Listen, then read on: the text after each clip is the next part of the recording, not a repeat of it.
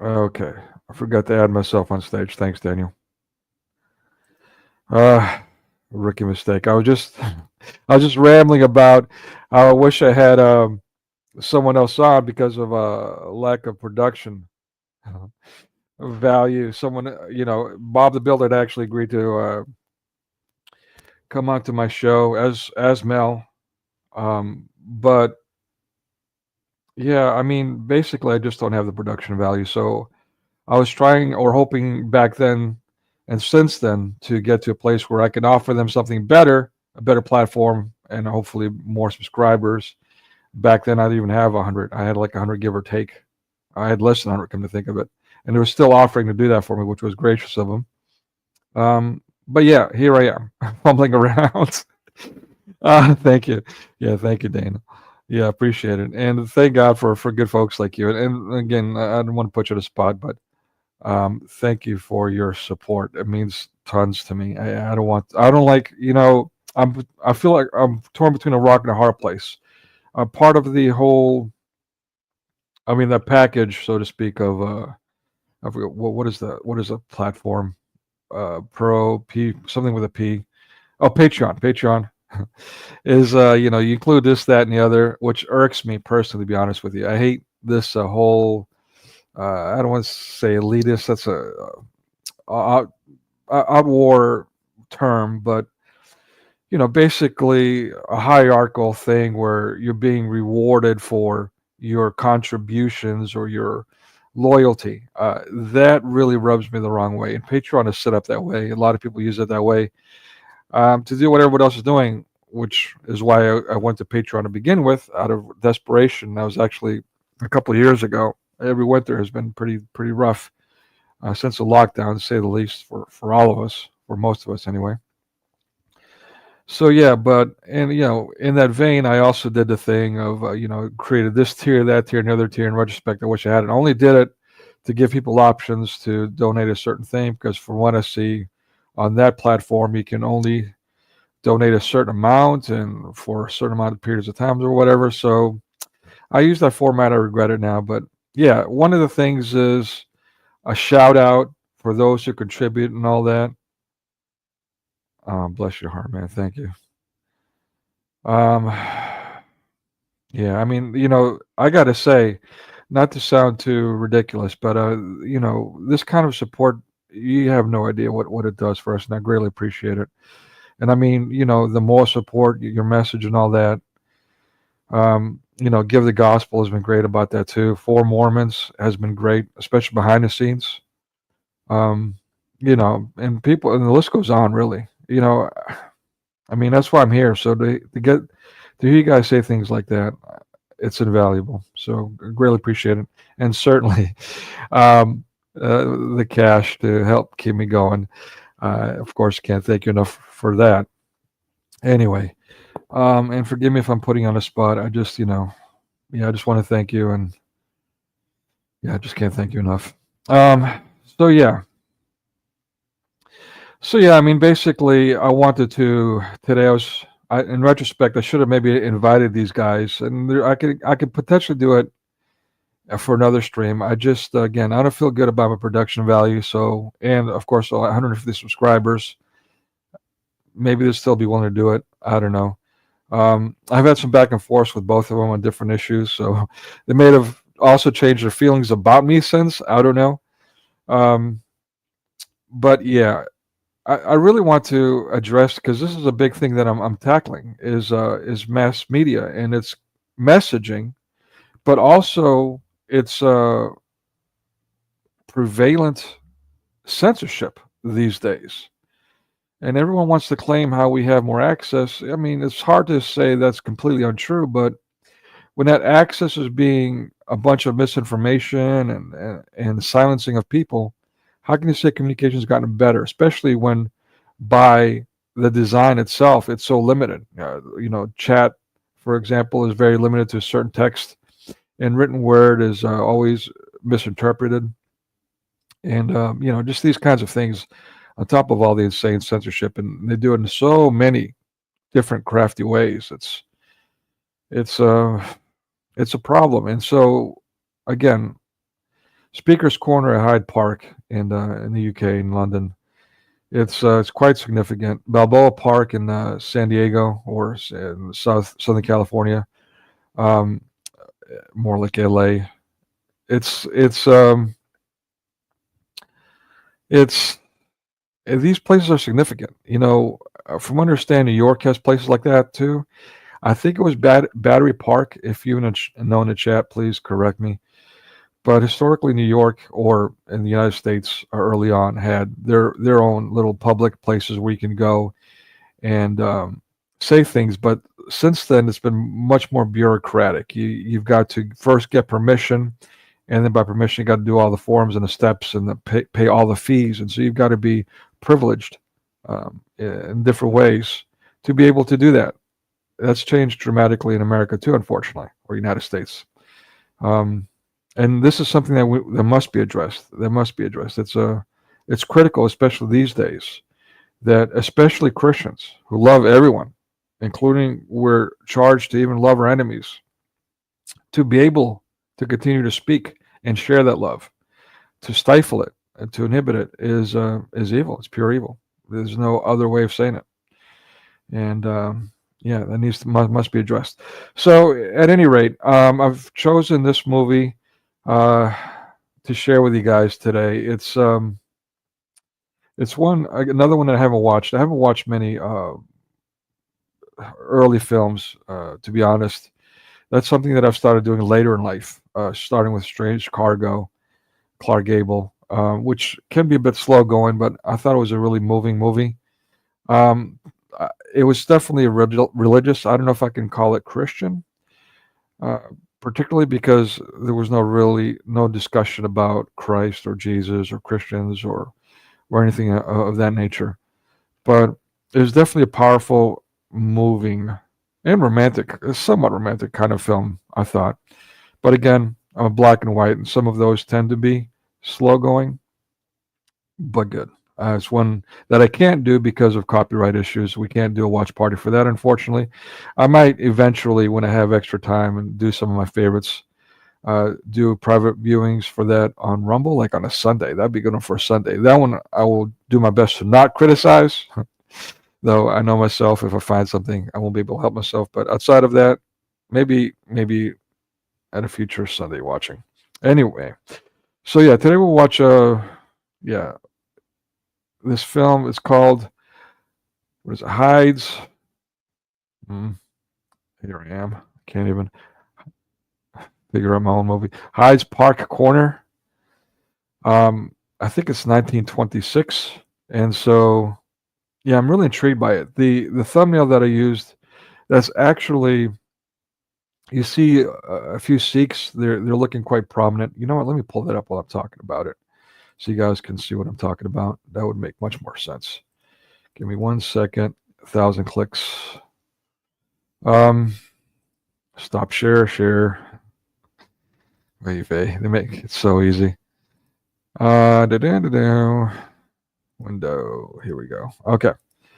So you see here. All right, the guy's on the left. Oh, 1935. My bad. Not 1926. 1935.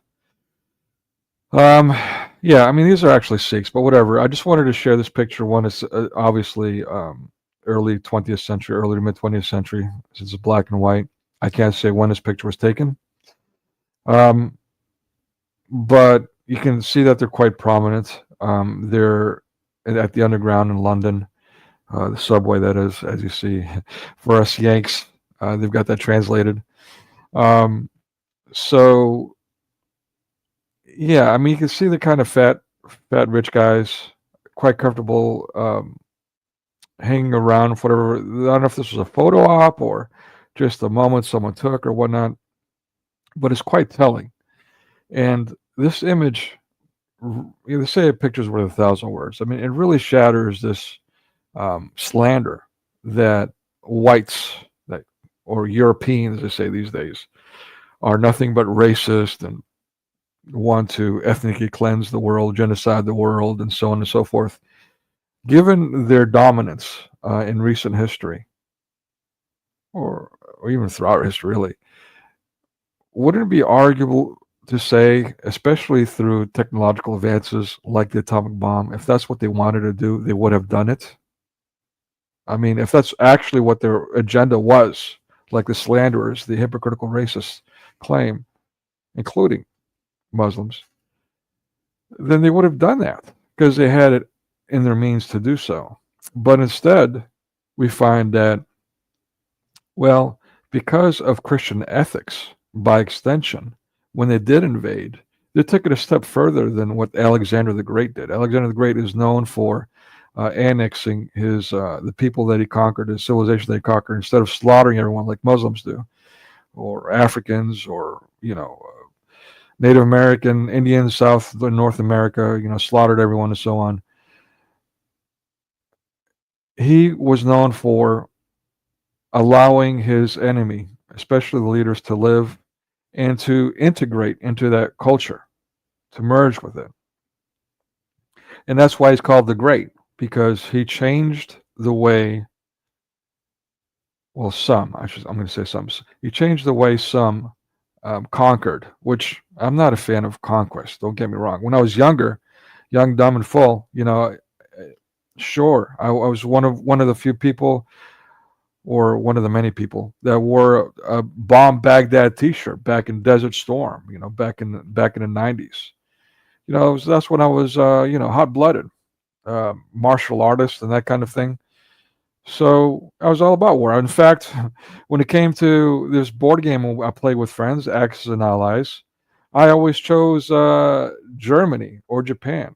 Always chose the Axis powers because they were the ones that were dominating to some degree, at least for a while.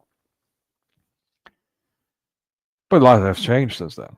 I've grown up. I've been exposed to the reality of war by a Vietnam veteran. His firsthand accounts were something else, but a friend's father's, in addition to that, a friend's father's account, firsthand account as well, his reenactment of it, as he got triggered by my asking him about it, as I was warned not to, and being young, of course I'm going to do what I'm told not to do. And so, yeah, he got triggered, and he gave me a good reenactment of what he experienced and had to do firsthand in Vietnam. And then he also showed me, in addition to that, these pictures that he took himself, which scarred me for life. I mean, you'll never see. It's pretty much what you see in what's that thing that Samad Doc was narrating? I can't think of it. Man, my brain doesn't work anymore these days. Anyway, if anyone remembers it's on the tip of my brain, but I can't pull it. Anyways, you might see images that are banned on mainstream, unfortunately, and unfortunately as well. It really is Islamic propaganda to spread the terror. These videos, maybe not this one, maybe, but yeah, I mean, the horrendous acts of mutilation and so on. Things, again, the October 7th event from over a year ago. We saw some of that became mainstream because, well, as Lloyd de Young put it, no Jews, no news. Well, this included Jews, and so it was all over the internet. Where, this other stuff where it includes Christians, the same kind of stuff, and even worse, it gets censored by the internet. Yet, those people want to claim that the Jews have no power and influence over mass media. They've lost a lot. BRICS has taken over, sure. But obviously, evidently, they still do. Not only did they create it, they still, anyways, I'm getting off on tangents. But yeah, so, yeah, the encroachment is the point here. That's what I want to focus on today, if I can remain focused. Yeah, it's a ongoing problem worldwide. Look, Islam is everywhere. And that is a problem because it's a cult, religiously speaking. It's a cult. It's a pagan cult, technically, theologically speaking. And clearly an anti-Christian one, even though their dialectics, their deception, their Dawa script tries to condition others to believe otherwise by calling itself an Abrahamic religion, something that came along with the Great Purge of America, mass media control, where suddenly in the 90s, nobody could say anything real about Islam or Muslims, and suddenly you have to only lie about them and propagate them, and make them prominent, as we've seen throughout the 21st century. So, yeah, but you go anywhere in the world, not only in the Middle East, which used to be Christian, and before that, somewhat Jewish, and also pagan. Nobody wants to talk about that. Oh, again, just like we just saw Mary Harb do yesterday. She loves to, I don't know if it's Greek envy or what her problem is. Maybe she's Turk, maybe she's Egyptian. I don't know what her problem is. Maybe she's a reformist and just wants to hate on the Greeks and therefore, the Orthodox and therefore the Greeks and that kind of thing. I don't know what her problem is. I'd like to have the conversation with her, but I doubt I'll get anywhere because she's quite something. But yeah, I mean, she'll go on and on and on about the how paganism came from the Greeks, and suddenly the Greeks had nothing to do with monotheism or Christianity. That kind of slander, it's quite vile. It's quite evil. She needs to stop. I don't know why Thaddeus, which I adore, why he gives her that platform and doesn't correct her. It makes me anxious, to say the least. If it were okay once and then I'm corrected and I'll think about it and all that, but I mean it's relentless. Never mind habitual, it's relentless. I don't know what the hell's going on there, but that needs to stop. See if I can address it from within. If not, I mean I don't know what to do about it. But it's evil, and it's evil, the kind of evil that I've seen in other similar. So again, that's why I've been more vocal about these circles, because I mean it's one thing to deal with these encroaching Muslims. And these militant atheists and so on, the communist pagan Chinese, they're communists, but yet they promote paganism, including Islam, by the way. They might arrest Muslims as enemies of the state, as a physical threat that they are, but when it comes to the ideology and their education, they do habitually push Islam. They push Hinduism, also their enemy, because they attack them, and so on, and will not allow you. They'll push everything else, but will not even allow you to bring up Christianity. All of a sudden, you get penalized if you bring that up. And I've been working for them for years, for a number of companies, and they're all the same. So communist is hand in hand with paganism, or just anything anti-Christian. So, but with them, at least I know who I'm dealing. I know what I'm dealing with when I'm talking to a militant atheist. I know what I'm dealing with. I'm talking to a Satanist. I know what I'm dealing with. I'm talking to a Muslim or Hindu or so on, Buddhist. But when a Christian does it, has the same behavior, has the same rhetoric. I mean, that is the biblical wolves in sheep's clothing. That is a bigger danger. That is a bigger problem. It needs to stop. It needs to be addressed. Yeah. I'm getting off on a tangent I didn't want to get onto today, but I just can't seem to help myself. It's just because, again, I'm bombarded with it every time, and I've removed so many from my watch list of these circles. I'm down to about 2, and I'm about to remove those 2 because how much abuse can one person take? It's just.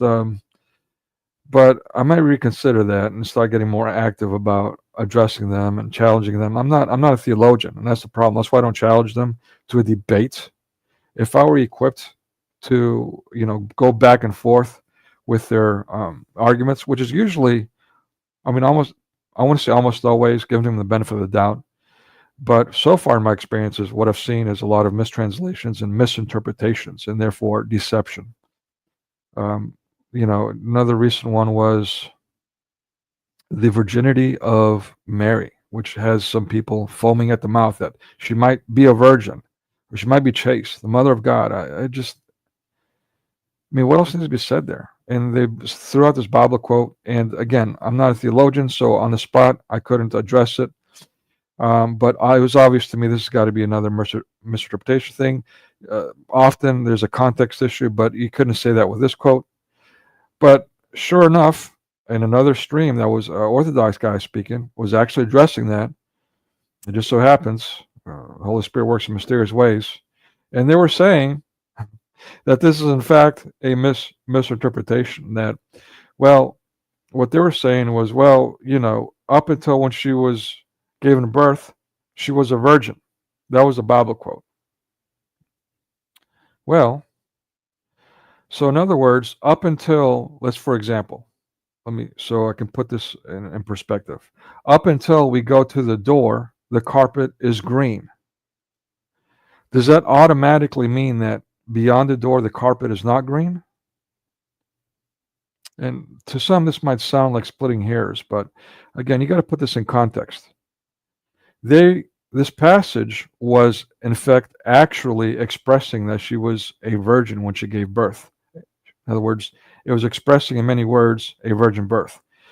And I know in the West, we want to just get to the point and then reinforce our argument. We want to give the topic sentence and then give the reinforcing statements. But in other cultures that are much more respectful, they try to take a more subtle approach and build their argument first. They give you the reasons first, and then they come to the conclusion. And therefore, when they say, up until then, she was a virgin, they don't mean that after then she stopped being a virgin. Like you conclude, they want to pretend that you're, sola scriptura, yet you misrepresent Christianity and the very thing that you claim that you go by in your efforts to hatingly tear down the chastity, the virginity of the Mother of God, the Theotokos. Again, with quote-unquote friends like this, who needs Muslims? And I was put on the spot with that. I was put on the spot with that publicly. Like, hey, by the way, aha! And I told this person before in another stream, look, I usually come on your stream this time, this day, but I don't want to come on this one because I don't want to create divisions. It looks like this is going to be a topic that I'm not going to agree with, and I don't want to come on your stream as another Christian and have this back and forth when you're trying to address Muslims and their slander. And I couldn't have made it more clear, not only by my words that were black and white, but my actions by sitting out that stream. Yet, they ambushed me. They titled the stream something else, and when they got me on there, they went on and on with their I'm really don't know, so trying to put craftily put me in a spot, and then threw this prepared Bible quote at me, to again undermine the chastity of the Mother of God. Who the hell does that? So this is the kind of stuff that is problematic, to say the least. Again, with Muslims, at least us that have been exposed to the reality of Islam through these circles, thankfully, we see what's coming. But with these wolves in sheep's clothing, how many, we're talking about tens upon thousands, are being swayed, are being deceived? That's a problem. And next week, I'm going to be doing another early film. It's what I'm calling the original leap of faith. I'm not going to tell you, we've seen the Private Watch Party leap of faith, so you've seen what that's about. But it's going to be like that. And I'm going to revisit this whole thing. I'm going to do, after that viewing, a whole list. I'm going to just bring my samples. This is something that I've been going back and forth for about, at least months, about a year now, about whether or not I should do or not. But I think it's gotten to the point where, again, given Mary Harb's, I've repeatedly told her, don't do this. You're inaccurate. If you want to have integrity, you want to claim you're academic, she uses Wiki, she's an academic. At least don't lie historically with these blatant slander. Socrates was a monotheist. Okay, sorry that bothers you, that offends you. You should celebrate that as a Christian. That Greek language the universal language helped spread the faith. That the Greeks, through Cyril and Methodius, spread the faith through the Slavs. The Slavs done so much when it comes to the Eastern world, when it comes to spreading Christianity. Does the West want to talk about that? Why not? Again, or slander about the Greeks, the pagans, the Greeks, the pagans, the Greeks, the pagans, like a commie, drilling this idea in your heads, just like mass media does. Yet, when it comes to early Christianity, they'll go to the Coptics, the Monophysites, the people that, they're heretics. They'll say that Jesus wasn't a person, wasn't fully human, was just the spirit. Everything's theoretical, just like the Muslims say. Everything's a theory. It's a problem, to say the least. It's a major problem, and I don't know what their problem is. I don't know. Maybe it's a reformist thing again. I don't know that much about the Protestant religions. I never really care to learn. It's kind of like the same reason I don't learn about Islam. It's enough to learn about Christianity without having to deal with all these distractions or deviations from the truth to undermine, subvert you. So anyway, I want to, again, I spoke about 15 minutes on this topic, and this is a topic I was not going to bring up at all today. I wanted to save for next week, but I just can't help myself. And again, in my defense, this is yet another thing that I had to deal with yesterday. I was watching the entire stream so I could make the timestamps, so I was forced to sit through all of this abuse. So, and now you guys are paying for it. My apologies. But I'm gonna address it with facts, with evidence, more fully. You can't do all this in one stream, but I'm gonna at least dedicate maybe an hour or so to it after the watching. I won't subject you guys to that before we watch a movie, but for those who want to hang out, we'll do it after watching the movie. And then, if I'm out of line, then please correct me. Tell me, come on up, tell me how I'm out of line. Everyone's welcome. Yeah, but the Muslims, anyway, my original point was supposed to be, before I got off on this rant, on this tangent, was that, yeah, I mean, the Muslim encroachment is worldwide, like I was saying. Again, not only North America, not only Europe, not only the Middle East. I guess I'll get off this tangent, which was originally Christian and Judaic before that, and pagan.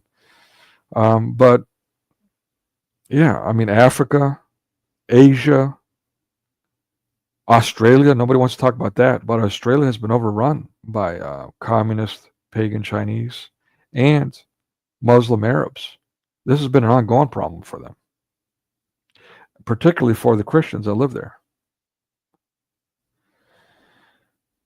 So, and I heard that before recent reports of that. I heard that from Australians themselves, Greek Christian Australians, were saying, yeah, these communists and these Muslims are taking over Australia. And when we saw the lockdown, what do we see? Nothing but extreme fascism. It was one of the worst examples of it. One of the worst examples of it, with communists and Muslims running the show. There you go. There you go. So there you go. And that's what we're seeing in the West. Hyde Park, UK, London. Thankfully, in some circles where it's not being censored, the British are scared to speak up because they're being arrested for speaking up on public media, on socialist media. That needs to stop that. I don't like talking about rising up and all that, because that is what they then want us to do. They want their police state, their excuse for one. But the thing is, they're making their excuse for one whether we get involved or not. So they've put us between a rock and a hard place by design. And so at that point, what are our options? We've got to hold these that are in charge accountable for their oppression. That's always been the case throughout history, and that doesn't need to be different now. Especially, I mean, we can't sit there. Yeah, thank you, Daniel. Yeah, we can't sit there on our hands and wait for Jesus to come and fix it for us. Faith without works is dead. We've got to do our part. Many will die. Many will die for my namesake. How does that look like? Why does that happen? Because we're sitting on our laurels and pretending not to be Christian? No. Because with bold faith, we spoke up and we didn't fear death. That's how changes are made. And that's how people are saved throughout history. And that's why in the faith we have the saints, which Mary also harps on. The saints, because they set the example. They were not looking to be martyred. They were out looking to do right to what is being wronged. For my favorite one of the examples is St. Catherine of Alexandria. A young girl at a young age had a dream that Christ put a ring on her hands. The legend is, whether you want to believe in these kind of miracles or not, and I think it's tragic if you don't, she woke up with a ring on her hands. And dedicated herself to Christ because of that. I could be wrong. From what I remember, her parents may have been pagan. I could be wrong there. I'm not sure. I'm not 100% sure about that. But there's other saints that have similar stories who didn't come from Christian backgrounds. And we see that in Islam. People that are, have this pagan background, yet they have this profound awakening, spiritual awakening. Paul, the Roman Jew, was one of them. He's one of the most common examples that we use. So yeah, this young girl, this young lady, went to the royal court and challenged the king and his wizards, his council, and through Christian wisdom. And she wasn't like educated, as we say. She didn't go to university. She didn't go to Harvard or Oxford. She just had, well, God spoke through her. Long story short, and befuddled, the royal wise man was imprisoned because of that, beaten, raped, humiliated. God knows. And then day after day, instead of denouncing Christ like they wanted her to, she instead converted her prison guards in the process, the wise men who were then killed, the wife, was the emperor, king. I don't know the title, to be honest with you. Forgive my ignorance. His wife was converted, and that was the last straw. At that point, he'd put her on what we call the wheel. It was a spiked wheel. Strapped her down to that, and then beheaded her, which is horrendous. But that's what these pagans do. Anyway, but the point is this: a young little girl converted so many to Christianity, and centuries upon centuries later, we still have her as an example, as a role model. That's the power of God. And that's the kind of boldness we need to express. Even if we're butchered or imprisoned or all that, we can't fear death. In fact, I mean, this world, especially these days, is a living hell. I'm not saying you should be, looking forward to death, murder, death, kill. But, I mean, if it is such a hell, then what have we got to lose? Why hang on to it? I'm saying that the worst thing they can do is to take us out of this world, and God willing, send us to our Maker. That's the worst they can do? Oh, come on. What are we scared of? So we need to do our parts. We need to fight all this pedoism. We need to fight all this communism, this communist oppression of Christians, this butchering of young women, speaking of which, that are pregnant, have a child in them, and they're being brainwashed to kill their own baby out of absolute self-serving. Words are escaping me right now. But it's probably good. I shouldn't be using so many adjectives, but yeah, I mean, it's just extremely tragic. The whole abortion thing, all this violence, the sodomy, the physical mutilation to that end, this Baphomet, mutilate your children for sexual exploitation shenanigans that's going on these days. That's where are the arrests? It's got to stop, people. We need to speak up. I speak up on the regular. Everyone in my community knows. Many won't have anything to do with me because of it, but where I'm at, it's most agree with me and have a seat ready for me. But there's some that give me the stink eye. Those are the communists. Those are, and this is not a rhetoric. They literally are communists. Communists will save us, and they give me the stink eye because I speak the truth here. Yeah, and the same thing again with this Greek bashing, Christian bashing, ortho bashing. It's the same vein. You might as well be pagan. You might as well be communist. You might as well be a satanic atheist. I'd have more respect that way. At least I know who I'm dealing with. All right, I've babbled enough. Let's make you guys stop suffering here. I've got a bunch of videos I want to share afterwards. They're aligned. Hopefully I don't do any misclicks and all that, but I've got like at least a half dozen They're all related to this historical mass migration, the 21st century Hijra. So it should be a good conversation. Again, the link is pinned up. Anyone can join at any time. And yeah, that's all I got at this moment. We'll watch the movie and open it up to conversation. Let's get to it. Do I have the right one?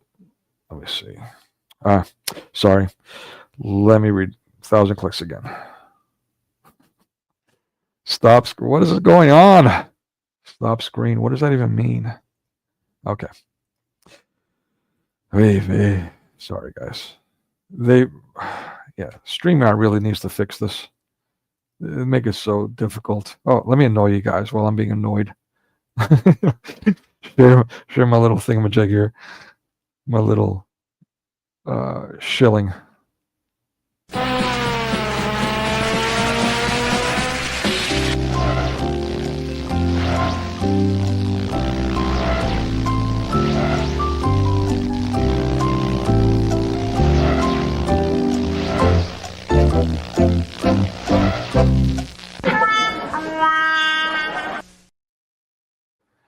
All right, that should be it. All right, guys, enjoy, and I'll see you in a bit. Feel free to comment and all that. Like I said, I'll pause the video, guys. If you guys want to have a chat in the middle of the movie, I'm good with that too. Without further ado, here we go.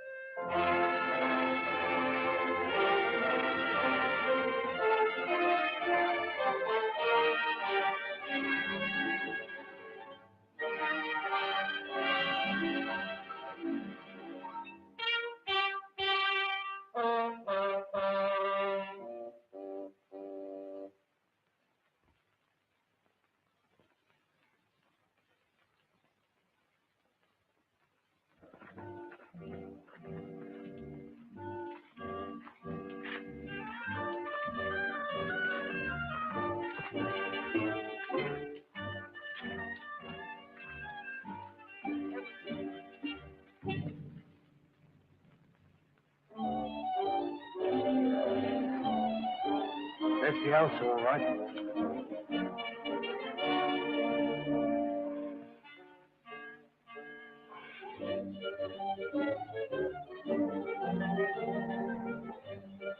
Now then, move quiet.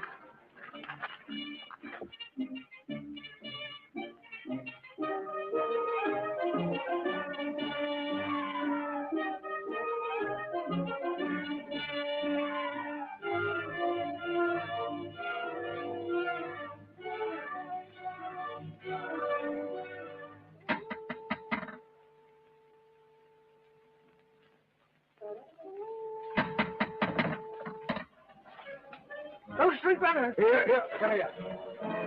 Go on. Look here.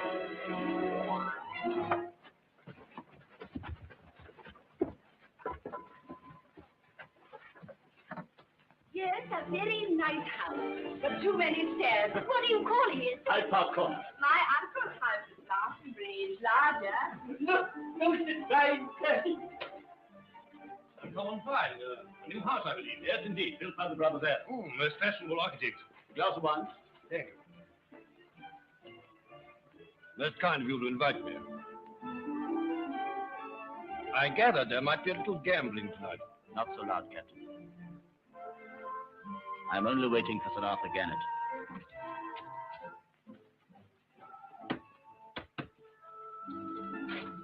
I am Sir Arthur Gannett. Yes. Out of my way, fellow.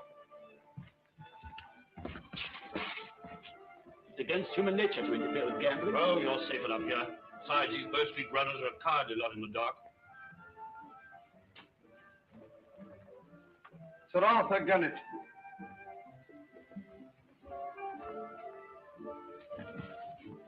Welcome to my new house, Sir Arthur.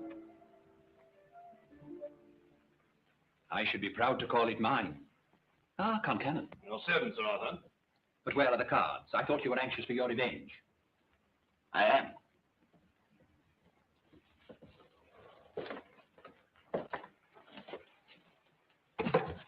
Ingenious. Devilish convenient in a raid.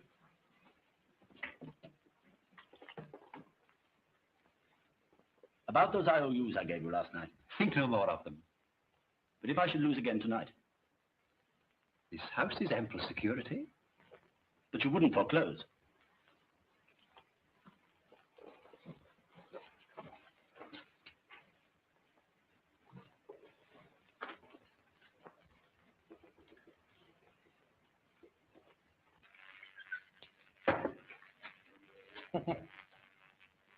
Put that down.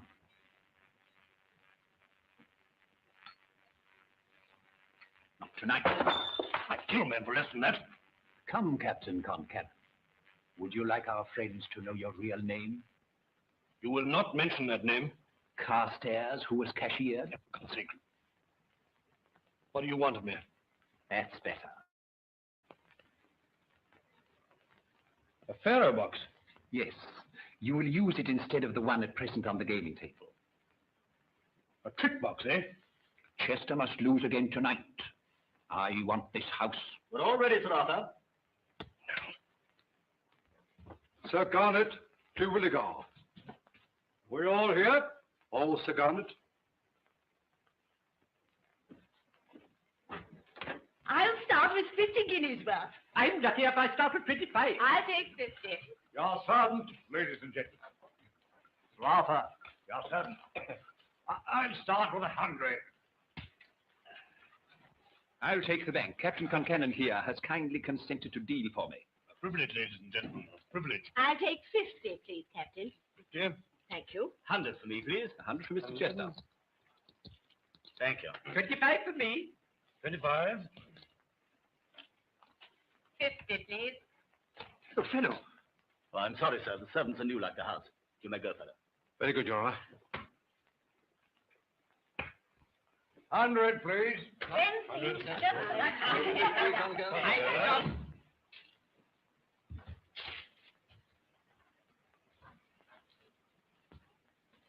Are we all ready? and 10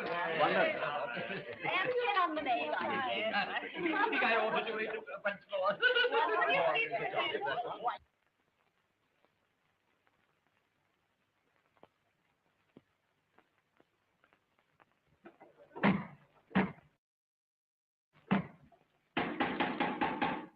Read. They mustn't find the counter. Into the box. This is so bad for my nerves. Say something. Do you dance for that? Oh, yes, please. I'm not going to rush about. Deal a hand of whiskey on it.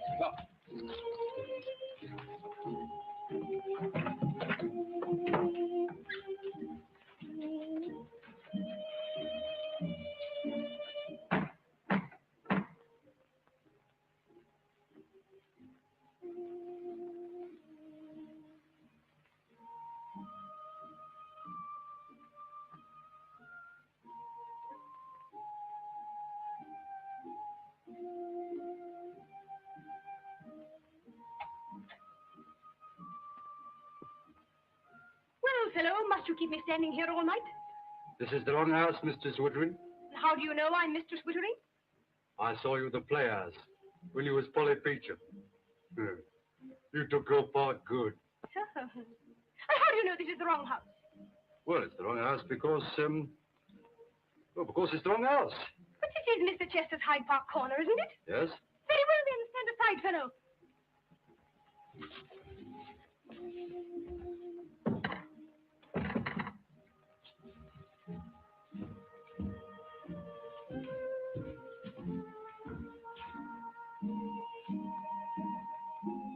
Hello, Harry. You know, I didn't ought to have let you in. I suppose I cannot very well ask to have one of my admirers whipped. No, madam. Very well, then announce me, announce me.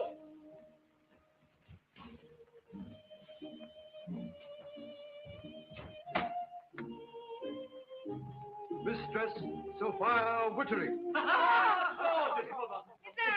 I wish I was as young as I used to be. And I am extra. Greetings. Handsomest men in all London. And the ladies? Loveliest in Europe. Now who says I don't know my manners? Dear boys.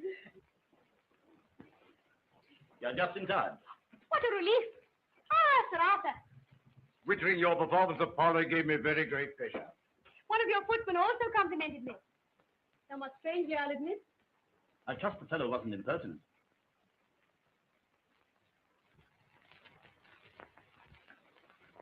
Oh, no. May I present Captain Concannon? Oh. One of the Devonshire Concannon. From Ireland, Mistress Wittery. Oh. Evening, dear. Ravishing as ever. What a lovely house. Pamela, darling, how sweet you look. Well, why don't we begin? Please. What a pretty compliment, Mr. Chestnut. My own tune. My heart seems to sing when spring is near, for soon I shall know my love is here. Winter is over and the roses will bloom again when my loved one will appear. Oh, no. You all know that one. I've got one you've never heard before. Oh, would you mind?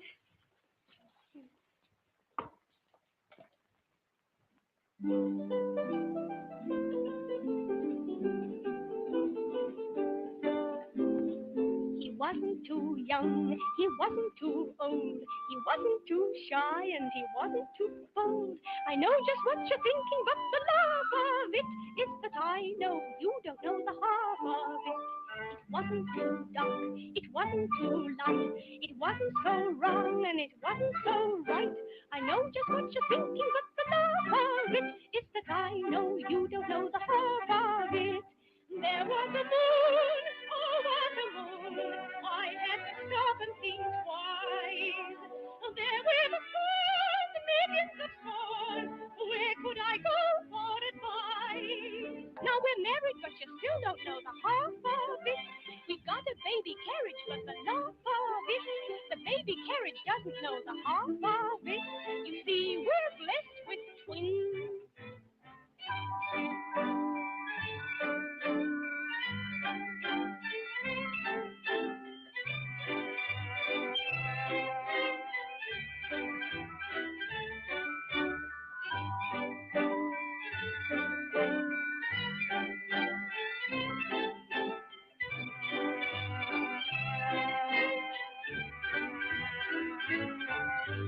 There was a moon, oh what a moon, I had to stop and see twice. There were the stars, millions of stars, where could I go for advice? He held me so tight, he wouldn't let go. I had to say yes, but he wouldn't take no. I know I've only told you but the half of it. I'm sure you want to hear the other half of it. I'd like to tell you more, but here's the laugh of it. La la la la la la la la la. Bravo! You danced divine. What's great? Thank you, Mr. Chester, my purse. That's the voice of a laugh. Oh, how do you do it? Here it is. You're too kind. I'll have 100. Everyone is ready. Oh, I hope I haven't delayed you. Yes, Concannon. No, I think I'd like a sip of wine. Quite. Harry, stupid? Oh, me? Yes, a glass of wine. Oh, it's simple to waste time like this. Concannon. Stake high, stake often, ladies and gentlemen. The night is young. Enough. Sink me, what time of the night is it? It's tomorrow morning. The captain must have got his evidence by now. What's happened? I don't know.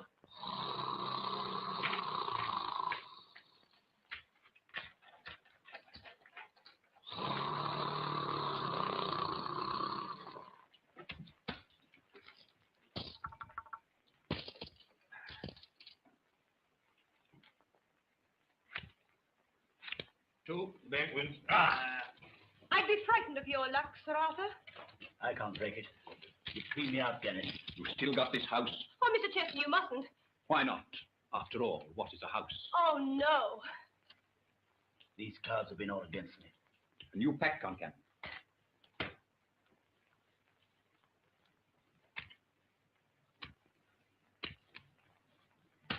Cut. I'll play. You are a gentleman after my own heart, Mr. Chester. Wine. Hey, you fellow, wine! Yes, look, this morning. Wine, scum! Very good, Your Honor. Scum, you call it scum.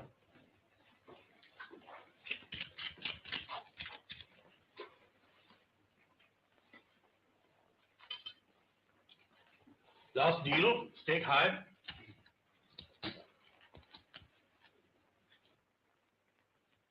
The house.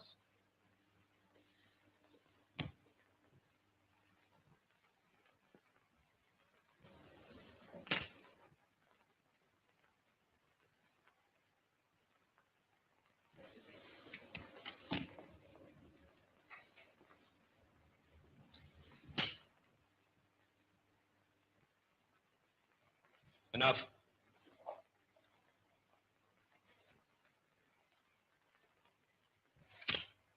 Two, the bank wins.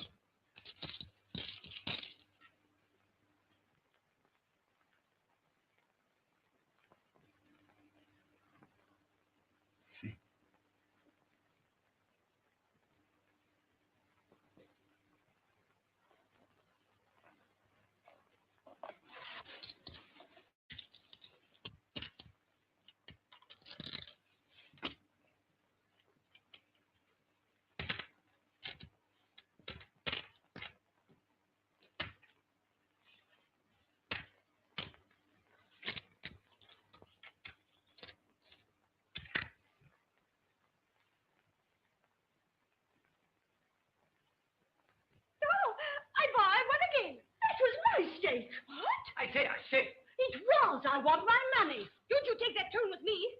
We leave it to dear Colonel Concannon. The stake was Lady Evelyn's. That's right. Simon Scum. What, more scum? Please, Sir Arthur. You stole it. Oh, me? You're mistaken, Garrett. What? Think again. Oh, no, it wasn't. I saw her do it myself. She was sitting here. Then she leans forward and picks up her purse. Just as I might pick up this box and... Hello? A trick box. So that's how it was. One moment, Chester. You cheated. If there was anything wrong with that box, I swear I didn't know it. This man Concannon... You invited him. I tell you I didn't know it. Liar! No man shall call me that. Well, I have. And you'll be sorry for it. Defend yourself. Let me on, gentlemen. John! Mr. Chester, don't let Come on. Now, you stop here.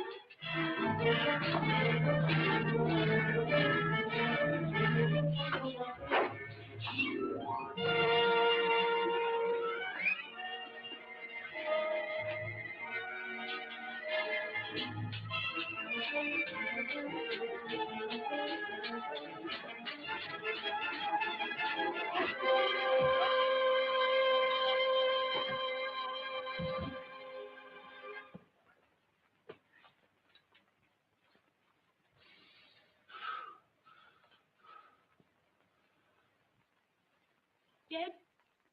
Yes, sir. Bow Street runners. A race! Quick, this way. There we are, here. Ronnie! Help me! Hold that door!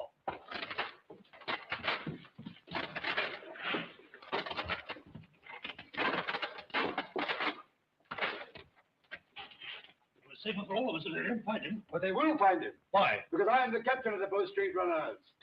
Go on. In they come. Give him yet. Now then, you're all under arrest. What's the charge? Gambling? Yes, and dueling against the king's orders. Murder, perhaps. Look behind them curtains.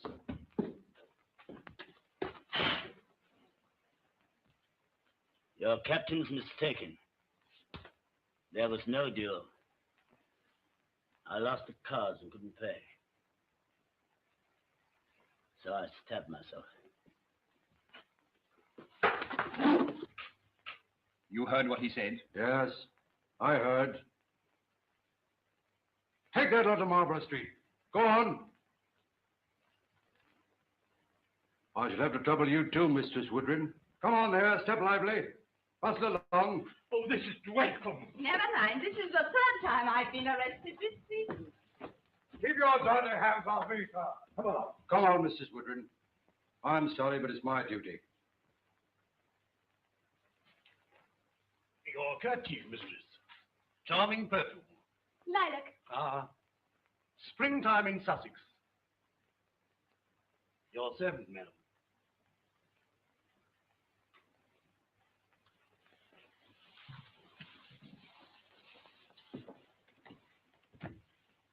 Come. I'll come back to you two later. Keep guard outside.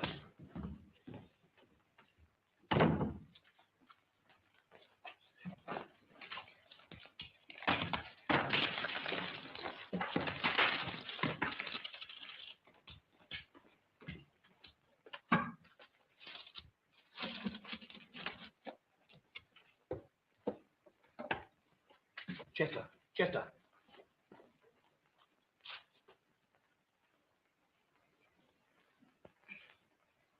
Yes? By heaven, Mr. Chester. You're a gallant gentleman. No. I knew they'd let him off. But I'm not going to. What?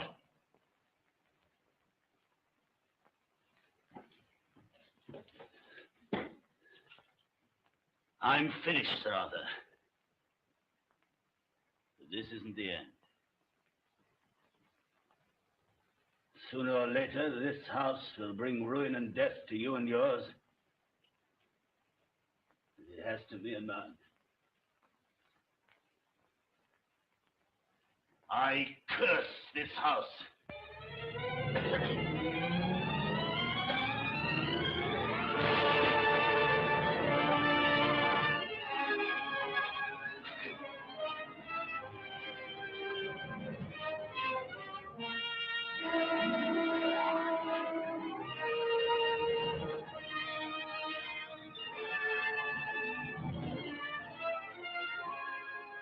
It's absurd.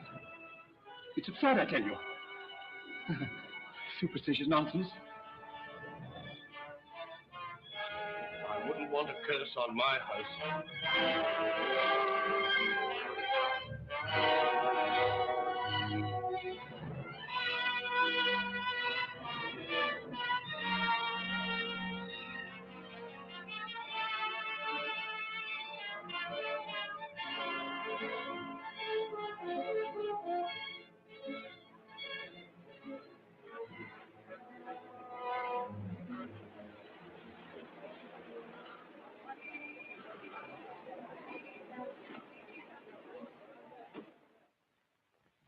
A real gambler knows when to stop. Chester doesn't. Didn't an ancestor of his build this house? Yes. I've got my card here if you'd like to lift. Thanks, I'll get my hat. Good night, Chester. Good night. Better luck next time, Mr. Chester. Good night. Good night. I'll never have any luck in this house.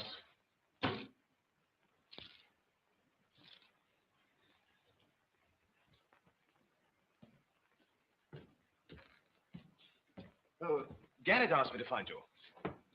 What's the swine want? To know if you'd like your revenge. But everybody's clearing off now.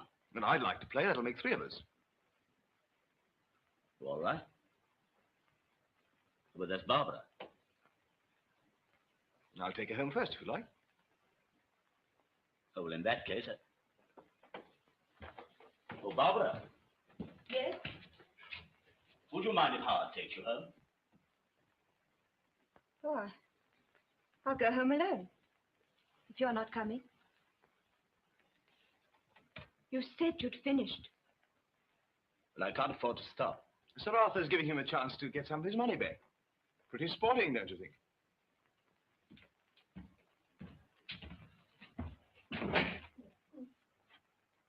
You'll find us in here.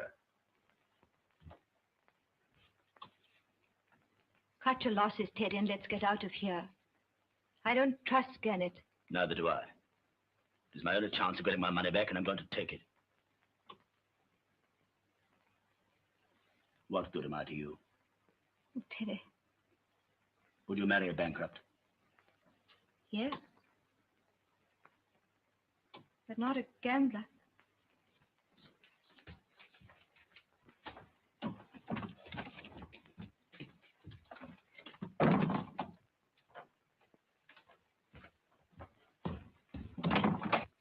Barbara! Barbara!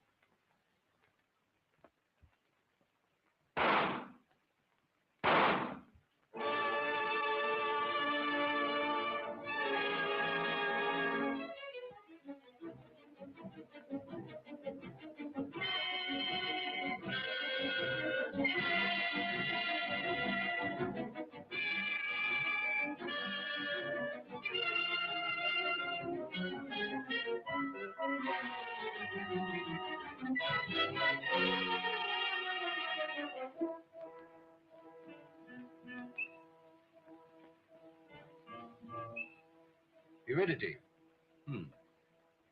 Well, we've got some of that in our family, haven't we, sis?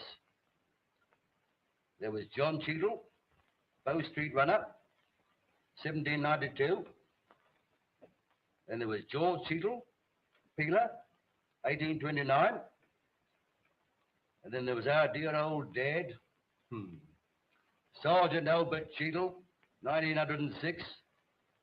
One of the best, wasn't he, sis? And then there's your uncle.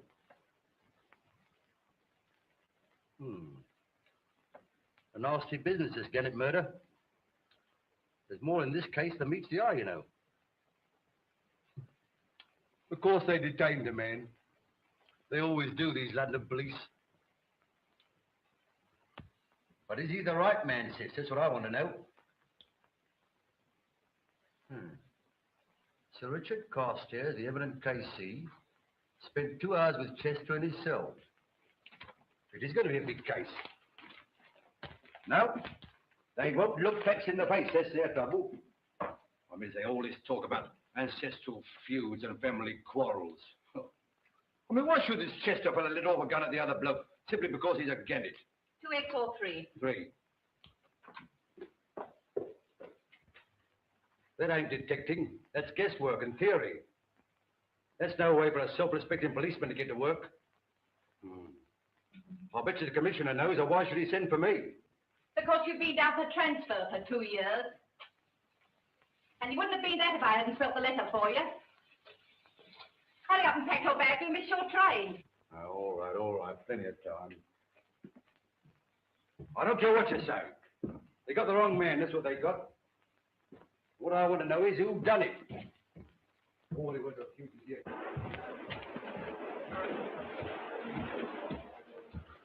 name's Cheadle. I've been instructed by the Commissioner of Metropolitan Police to report to Inspector Penhurst, C Division. I shall be much obliged if you'll tell him I'm here. You tell him. Oh.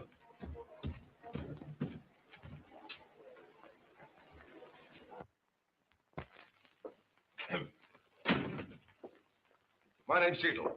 Instructed by Commissioner of Metropolitan Police to report to Inspector Penhurst, C Division. I've been much obliged.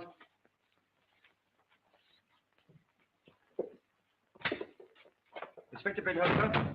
My name's Cheadle. Instructed by Commissioner of Metropolitan Report Police. Sergeant Fenton. I'm going down to the yard on the Gannett case. Later, Jeff. Oh, I'll come with you, sir.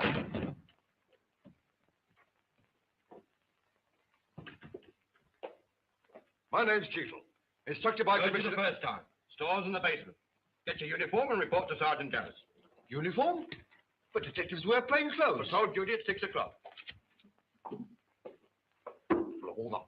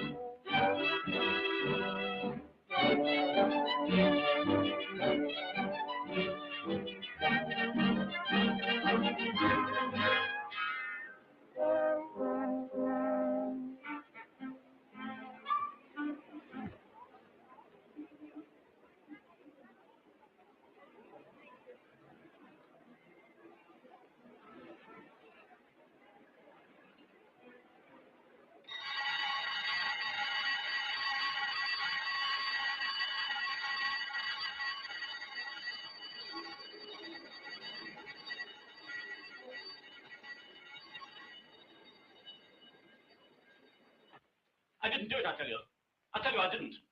Now, Chester, I suggest that the story you've just told us is from beginning to end completely untrue. No, it's true. I swear it's true. I suggest you killed Sir Arthur Gannett. It isn't true. Why should I have done such a thing? Isn't it a fact that for many years there's been ill feeling between your family and the Gannets? I object, sir. The legends of two between those two families can have no possible bearing on the case. With all due deference to my learned friend, I submit that if hatred of Sir Arthur Gannett had been instilled into this young man's mind from his very earliest... The witness will answer the question. Well, Chester? Well, I knew my family didn't like the Gannets, but I never knew why, and I never paid any attention to it. Quite right.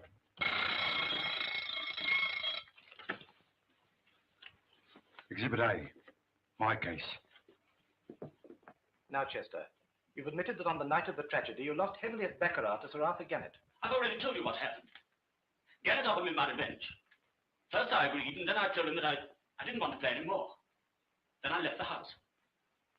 George Howard can prove the truth of what I tell you. Gannett was alive when I went. And where is George Howard now? I don't know. I put it to you that you waited until George Howard had gone in order to rob Sir Arthur Gannett of the IOUs that you'd given him. No, it isn't true. And that when he resisted, you killed him. No, I didn't. No, I tell you I didn't. You must believe me. No, I didn't kill him.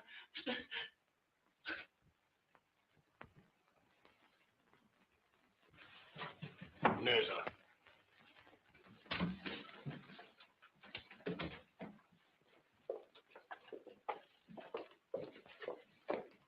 Sorry, miss. Everything's going to be all right?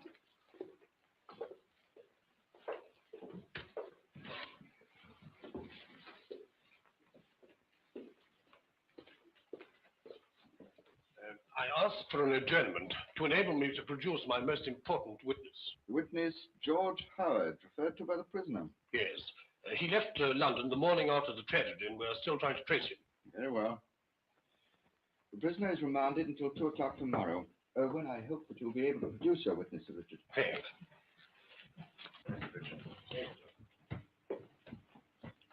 To produce your witness. I'm following this case as well as my own. You understand?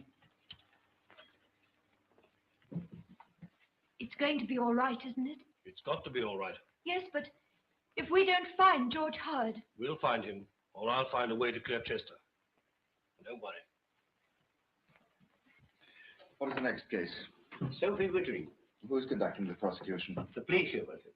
Is the officer in charge present? Call P.C. Cheetle, 60C Division. P.C. Cheetle, 60C Division.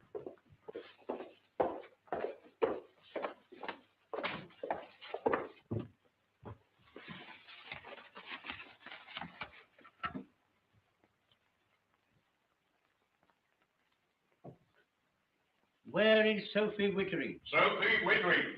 Come along here. Come on. Who are you pushing? They are to His Worship. Who? Worship. Oh. Good afternoon. You, Sophie Wittering, are charged with stealing 4 dozen handkerchiefs, 1 alarm clock, 2 silver-mounted hairbrushes, 1 lady's knickers, and 1 rubber belt and 2 hot water bottles, the property of Harridge's stores. Do you plead guilty or not guilty? Oh, me? Guilty? Of course not. It's all a ridiculous mistake. Have you a solicitor representing you? No, I don't know any. And do you wish for legal aid? Well, I think I ought to have all the help I can, don't you? Well, in that case, you have the right to choose any of the legal gentlemen in court to defend you. What, anyone I like? Right? Oh, thank you. Gracious. Well, I think I'll take that long one. Sir Richard, the prisoner chooses you to defend her. What? I read it. What is the charge against the young lady? Shoplifting. If you care to consult with your client. No, I don't think that'll be necessary. What is your name? Sophie Wittering, what's yours? Richard Carstairs. How do you do? How do you do? You didn't do this, did you? I did not. It's all that policeman. quite, He's quite. got it down. We're quite ready to proceed, Your Worship.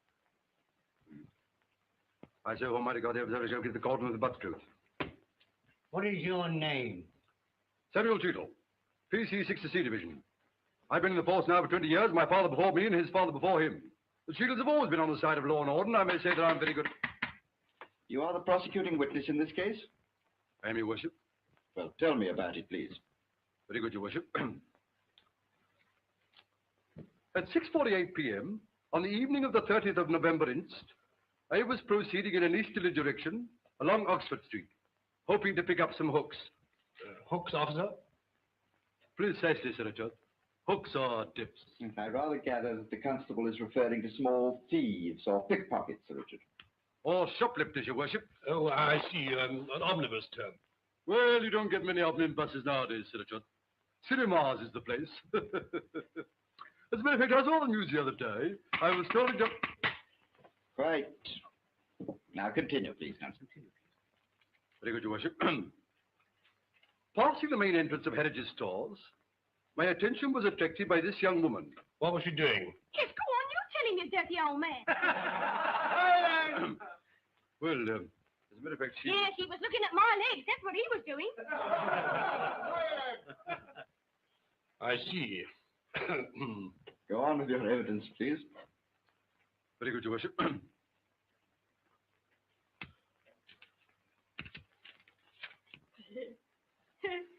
Look, he's lost his place.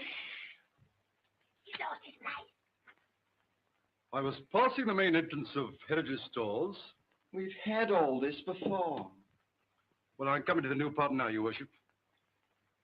My suspicions was aroused because she was looking in a shop window. Yes, I was looking at a fur coat. A musquash. She was looking in the glass.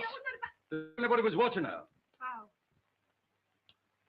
Whereupon, observing that I was observing her, she exhibited signs of agitation. Suddenly, my attention was arrested by a bell ringing. What kind of bell? Very penetrating, Your Worship. Like this.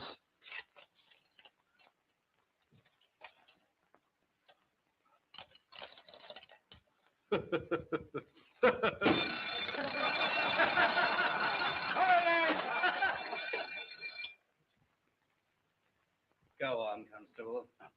Very good, Your Worship. I traced the noise to the defendant, and I concluded that it was attached to her person.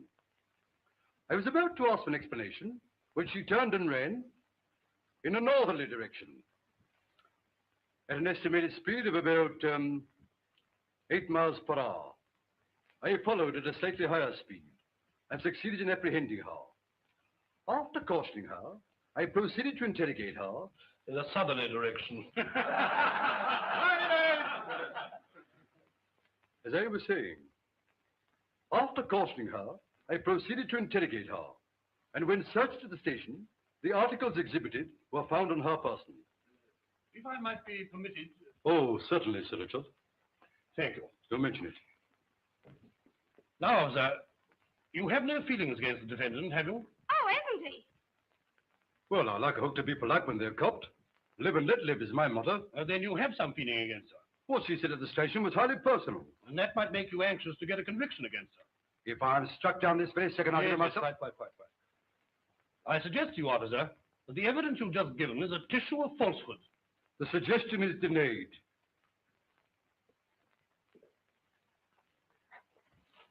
I submit, sir, that there is no case against the defendant. Right? I think I would like to hear her side of this rather curious story. Miss Whittering, will you go into the box, please? This way, please. Oh.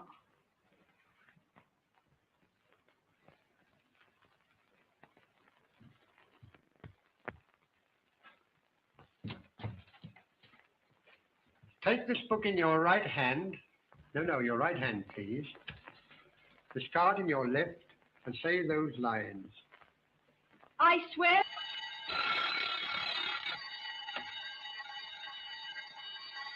I swear that the evidence I shall give to this court shall be the truth, the whole truth, and nothing but the truth.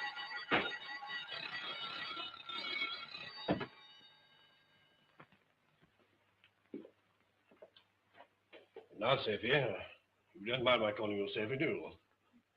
Oh, no, I like it. Now, tell me, Sophie, you didn't steal those articles, did you? Oh, how could you think that? Then, why were you carrying them about with you? Yes, why was I carrying them about with me? You really must speak up. I cannot hear you. Oh, why was I carrying them about with me? Oh, well, I was taking them to some friends. Some very poor friends. What was their names? No, sit down. What was their name or names? I can't tell you that. No, I didn't think you could. But I wouldn't want people to know, you know. Well, it's no crime to be poor, but it's not very nice to go to jail. And I'm not going to jail. Ah, that's what you think. Well, I got everything. We'll get a message. You really must speak up. I cannot hear you. What? I think I'll leave this witness to my learned friend. There it is.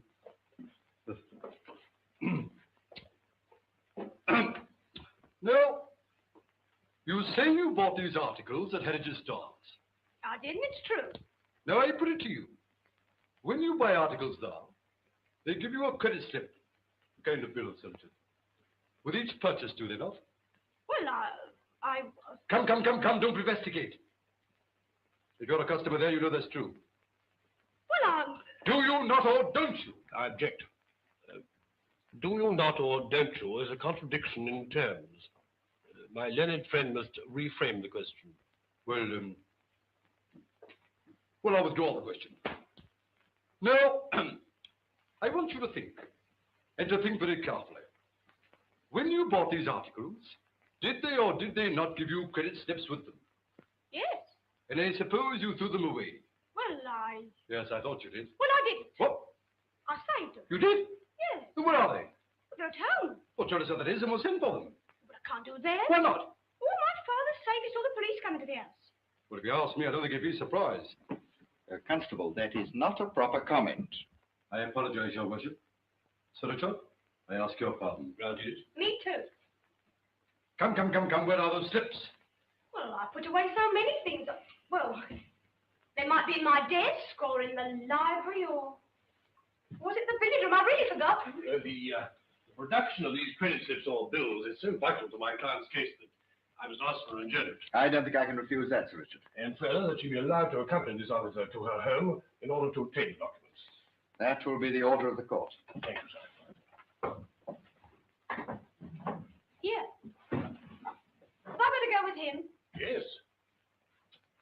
I must. Well, I don't like it any more than you do. Wait there, I've got to write up my notes.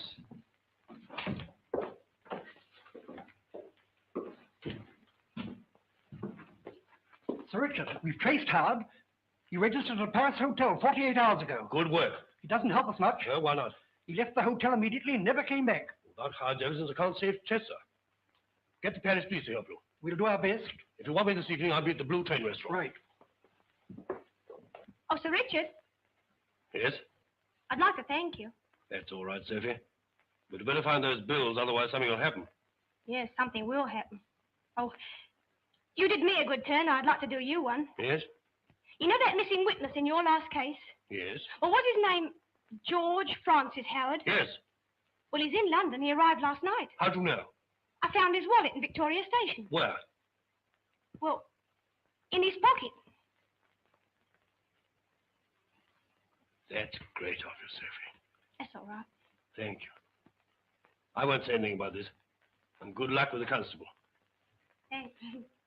Now come along, my girl.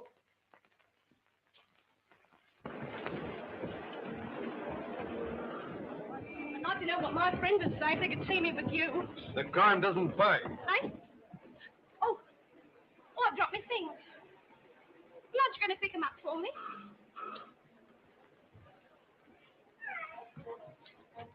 No good, Constable. I can't face it. I must have a taxi. Ah. And who's going to pay for it? Well, that needn't worry you. All right. In that case... Taxi.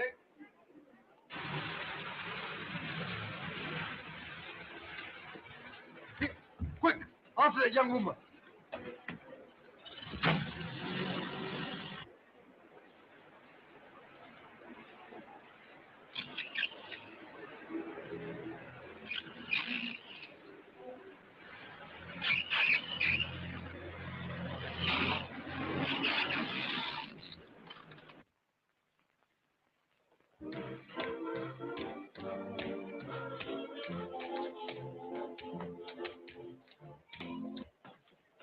Wait here. Right you are, officer! Whoa. This ain't a fancy dress carnival. It's a singing competition. Out of my way.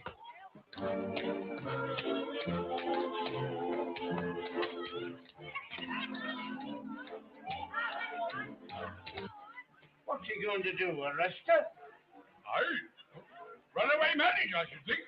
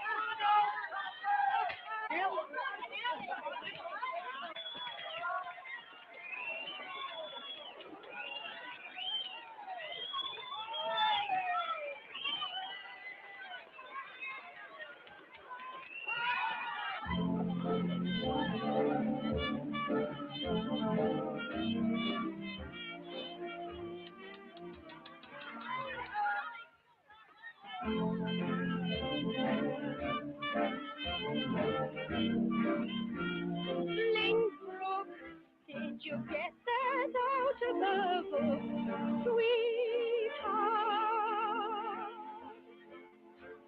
You tell me that my kiss is sweeter than the bliss that a bride gets when learning to cook. Did you get that out of the book, sweetheart? You say you love me, but talk about me. Well, I just love you do. You must have read it, 'cause Shakespeare said it. But oh, it's marvelous, coming from you. Don't tell me anymore. It's you that I adore. I'm a fish and I'm caught on your hook. You can put that down in your book,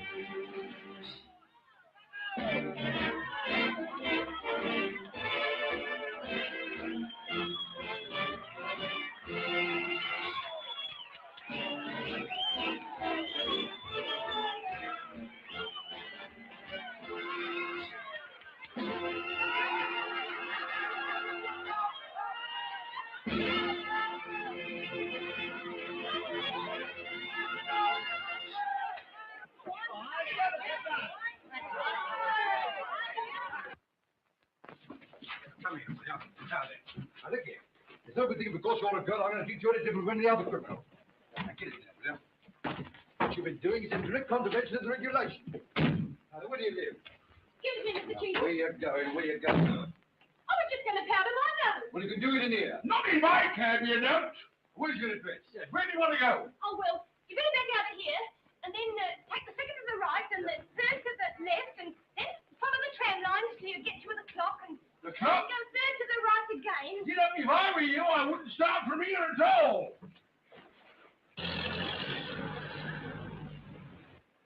I can't think why a high-class young woman like you should resort to petty thieving. You keep your rude remarks for your low-class police station. Oh, no offence. But don't be offensive. And don't you forget you're riding about in my taxi. How do you mean? Well, you're not paying for it, are you? No, thank God. Where do you want to go? Turn left, Turn left. then right, Then right. then right on. Right on. Don't you think it'd be better if we pulled up at the first place we stopped at? Then we know where we are. Sauce. Now turn right. Turn right. Mr. Chief, you What are are. you playing at? All right, I'm used to this. Yes, well, I'm not. I suppose you know we're in the park again. What? Yeah, what is all this about? That's all right, all right, all right. You keep right on and go out of the park at Hyde Park Corner, then sharp left, then left again, and go on, step on it. Step on it. Right you are.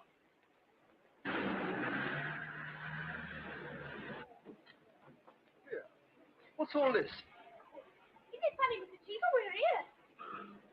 What are you? Yes. Yeah, wait a minute. Your taxi, you said? Oh, yes. So I did. Mine. Found, eh? Right. That's been the stuff that you policemen do find them. Yeah, that's enough of that. What's on the clock? 14 and 6. Well, here's a pound. You can keep the change. Right. You're the first soft-hearted copper I've ever met. That's all right, my man. Right you are, officer.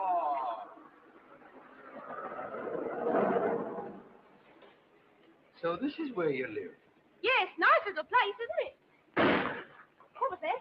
Oh, that taxi. Backfire. Sounded more like a revolver to me. Yeah, where you going? Well, don't you want to go to the murder? Now, look here. I've had just about enough of this. You've got to find them bills. Now, where's your latchkey? Oh, me latchkey. Yes, me latchkey. Oh, God, Lummy, I'll ring the bell. Oh, no, don't do that. Who's there? Where did she come from? I don't know. Oh, funny about that key, isn't it? Come on, now, let me have it. Oh, no, you don't. Well, hurry up, then. I've had enough of it. I've got it. Wrong key. What? The matron at the police station must have given the deck the wrong one. Oh, did she? Well, we'll soon see about that. Here, come here now. You Honey, stop Richie, there. Oh, please, stop. Richie, you've been I've had at your enough. knot. You've never All lived right. No. Good evening, madam. Oh, good evening. We've been expecting you for some time, madam. What? Oh, have you? Yes, I am a little late. It's that stupid fellow. Won't you come inside, madam? Oh, thank you. Yeah, You'll have to wait outside. Yes, Constable, you wait there. I'll have the paper sent down to you. Yeah, but I'm not going to...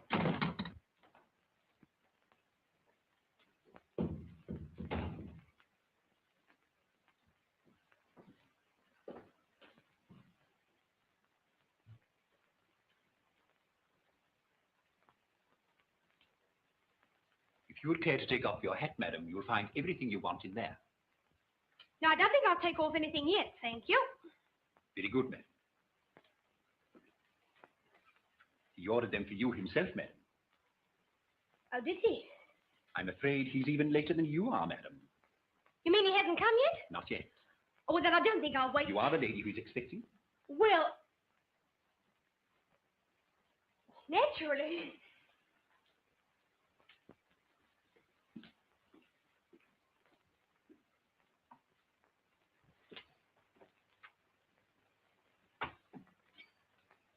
I don't expect he'll keep you waiting long, madam.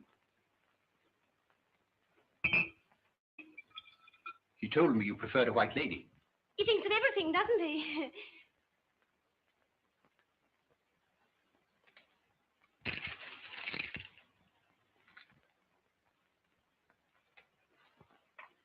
Oh, pretty little thing, isn't it?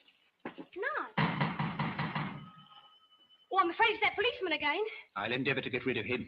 I'll be very glad if you would. Pardon me, but what was the trouble between you and the constable? The trouble? Oh, a case of mistaken identity. Took me for a shoplifter. I see. Then perhaps, madam, you would like to wait in the other Yes, I room. will, if you don't mind.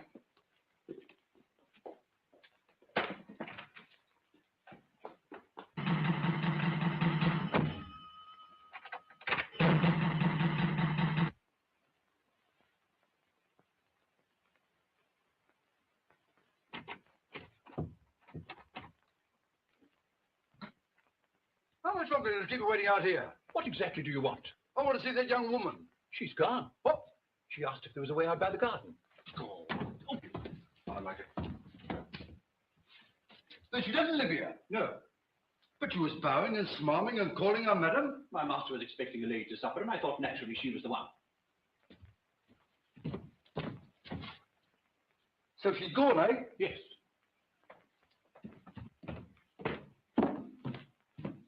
Why, she's not here.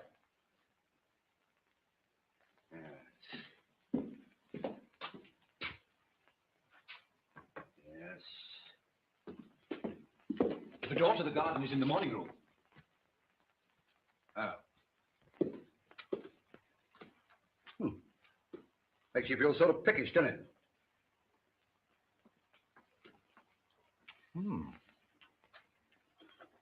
What do you call these? Petit de foie gras. Not too rotten. Well, come on now, where's this garden gate? I'll show you. This way.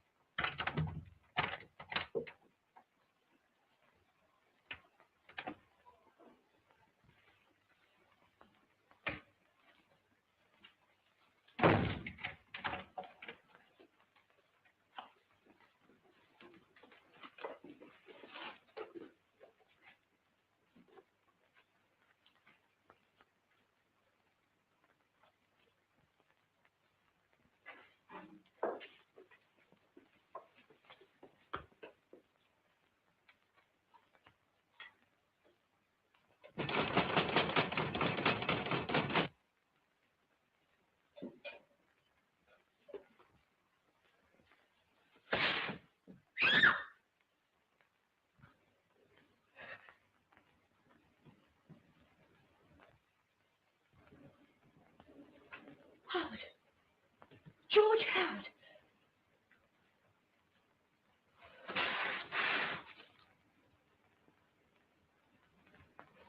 Carstairs. Blue Train Restaurant. Blue. Blue. Grosvenor.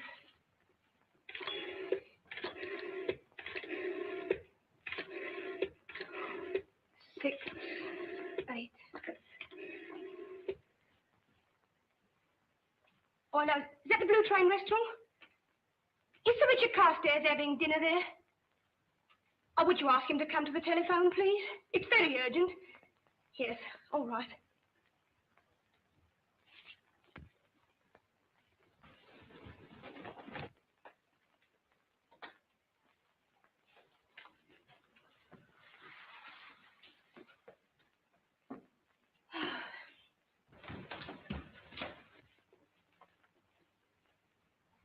Oh, hello, is that you, Sir Richard? It's me, Sophie. You remember in court today. Oh, don't worry about that now. This is much more important. I've found the missing witness in the Gannett case. Yes, that's right. George Howard. Yes, he's here. In this house. You know, the house where the murder was committed. Yes. Well, he's...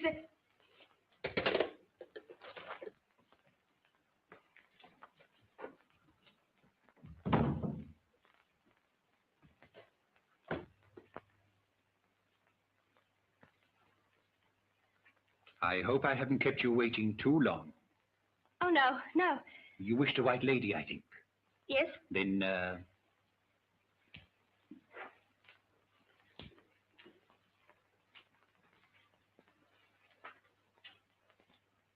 you manage to get rid of the constable?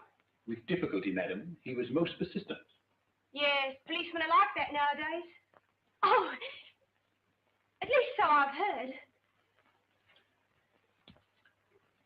I see.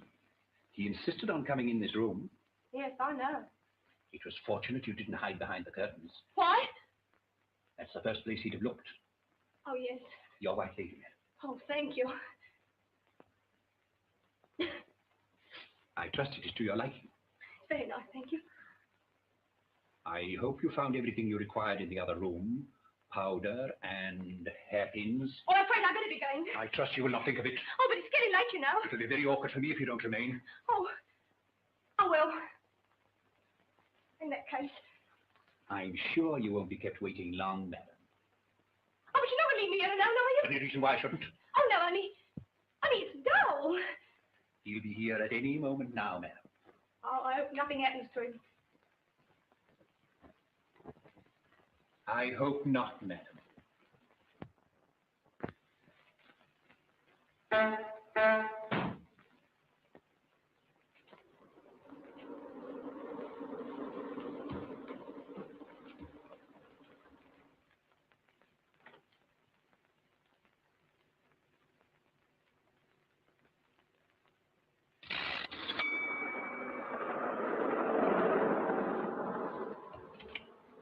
Oh, Sir Richard. Hmm?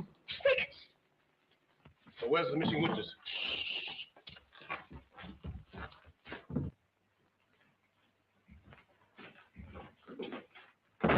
Well, where is she? Here.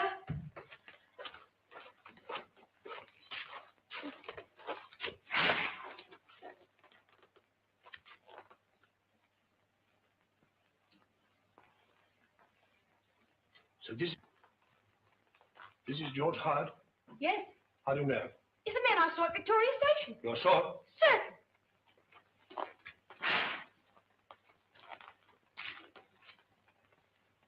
Hyde dead. Nothing can save Chester now.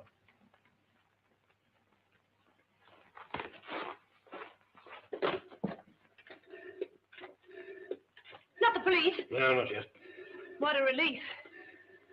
You'll find him like that? I should think I did. Hello? This is Sir Richard Carstairs. I want to speak to Miss Ainsworth, please. All right, I'll hold on. How did you get here? You wouldn't believe it if I told you. The butler made a mistake. You mean he left the window open? Oh, no, not like that.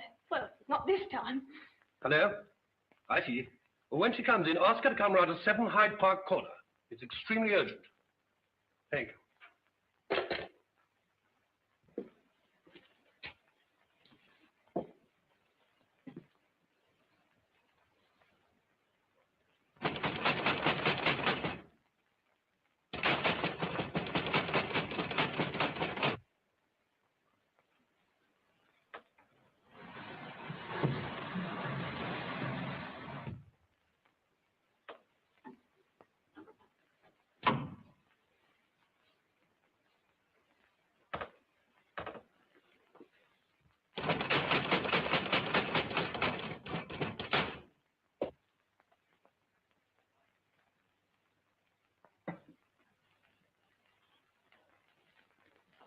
So a woman was expected and she didn't come.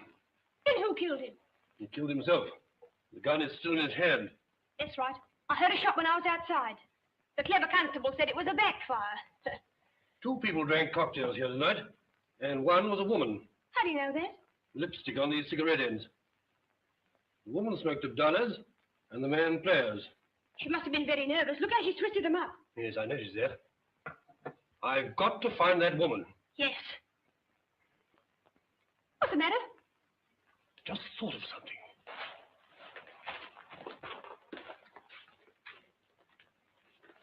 Look, Sophie. The gun's in the left hand, isn't it? Yes? Well, you can't shoot yourself on the right side of the head with the gun in the left hand. At least, not comfortably. You mean? Murder. Oh.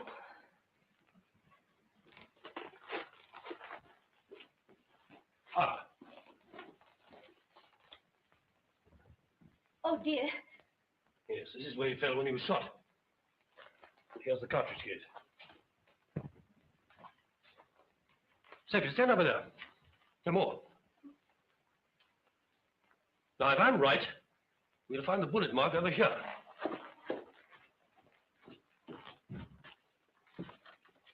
Now, there it is. Creepy, isn't it? Then the woman he was expecting had already come and gone. But the butler didn't know that when he let you in. Then the woman murdered Howard? Possibly.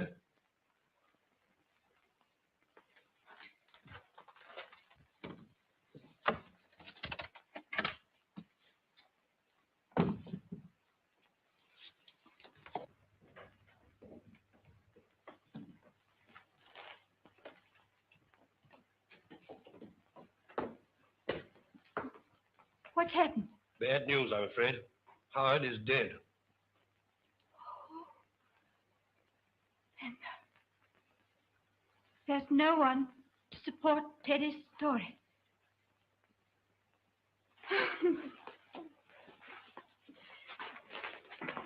I'm all right.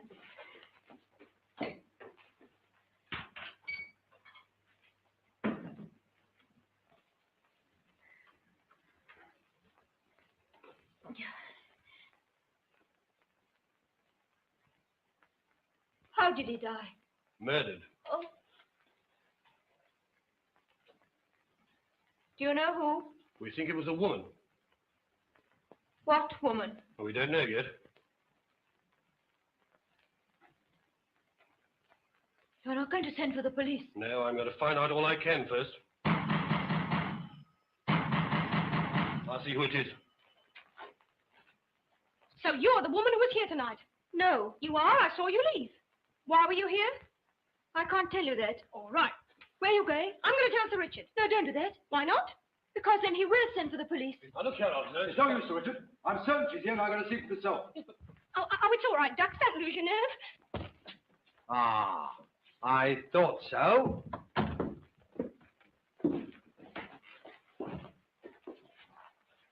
No, you don't. Oh, it's Mr. Cheadle. Stop it. Now then, what about them bills? Yes. Funny about them bills. Yeah, they wasn't in the billiard room. No, well, perhaps they were in the nursery. Come on. Well, aren't you going to pick it up for him, Mr. Cheadle? If you ain't picking up things, you're always a dropping of them. I've never seen anybody like it in all my fuss.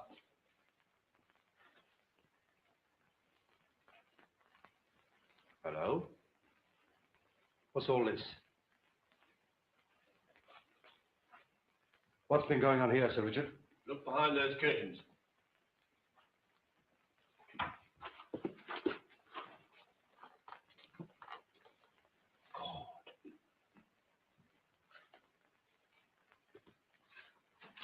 Who is it? George Howard. George Howard? Why, that's the bloke who was missing in the gunning case. But how do you know it was him? Sophie here recognized him. Well, how did she come to do that?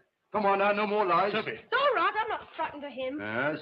If you must know, I picked his pocket at Victoria Station last night. His name was in his wallet. I hooked you, eh? Right. Well, we'll deal with that later. Hello? Who have we got here? This is Miss Ainsworth, Mr. Chester's fiancée. Oh, yes. I've got her in my notes.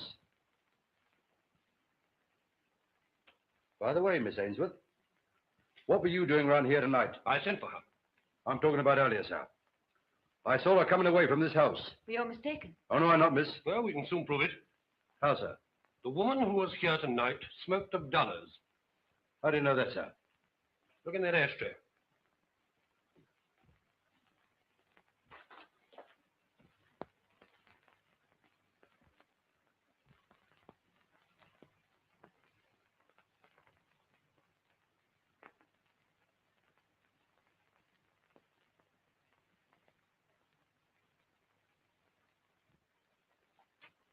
$1 all right.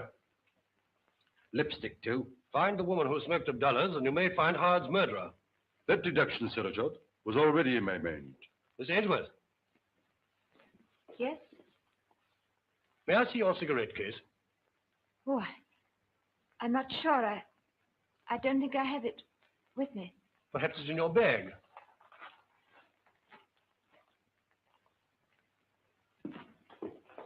This is it, isn't it? Yes, May I look? yes. There is no cigarette case. What? Come here. Where are you going? Just remembered I've got an engagement. You've got an engagement with me at Marlborough Street. But before we keep it, I'd just like to look in your bag. Come on. No, Come on, don't come do on, that. come No, on. no. Been picking up things again, have you? This wasn't in your bag when you were searched. Initials? B.A. That's mine. Officer, may I see that? Oh, certainly, Sir Richard. Give it to me.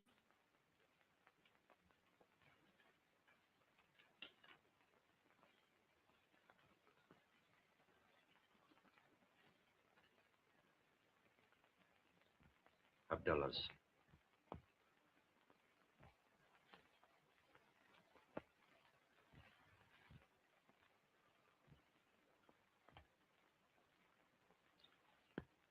I'm sorry, Miss Ainsworth, but I shall have to detain you pending a charge of murder. Officer, you mustn't do that. But it's my duty, Sir Richard. Good heavens, man. Heaps of people smoke $1. Well, what's the good? It's true. George Howard asked me here to supper tonight, with the excuse he could help Teddy.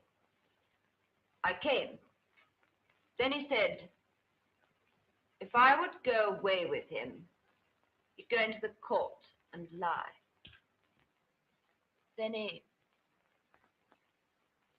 tried to make love to me. I got away. But I swear to you, he was alive when I left this room.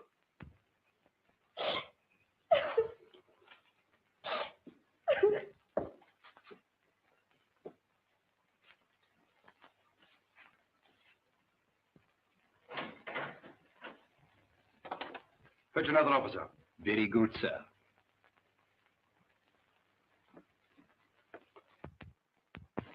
You're making a terrible mistake. Find the woman who smoked $1, and you may find the murderer of George Howard. That's what you said, wasn't it, sir? Yes. And then suddenly I knew it could not be so. How do you mean? Whenever there's been a tragedy in this house, it's always either been a Gannett or a Chester. And Chester's in prison. You know the history of this house? Yes. And I know circumstantial evidence when I see it. The officer's here, sir. Right.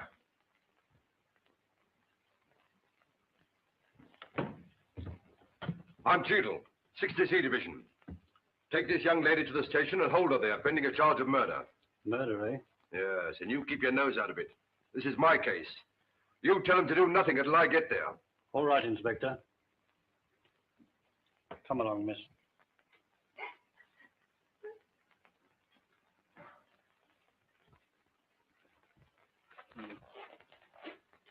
Don't worry. I'll come as soon as I can.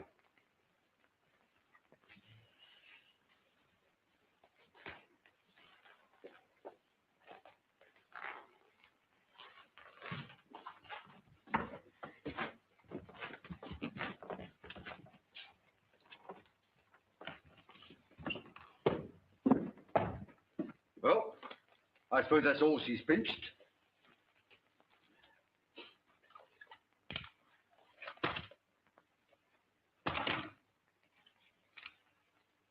So that's how he was able to write about in Texas. Oh, Mr. Cheekle. Come on. And I'm going to book you for 2 further charges. Picking pockets. Good night, Sir Richard. We know this idiot's wrong about Miss Ainsworth, don't we?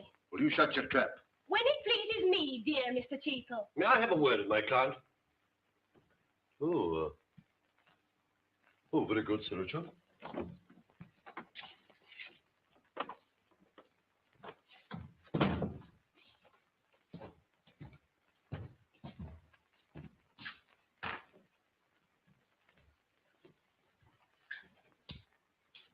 Here.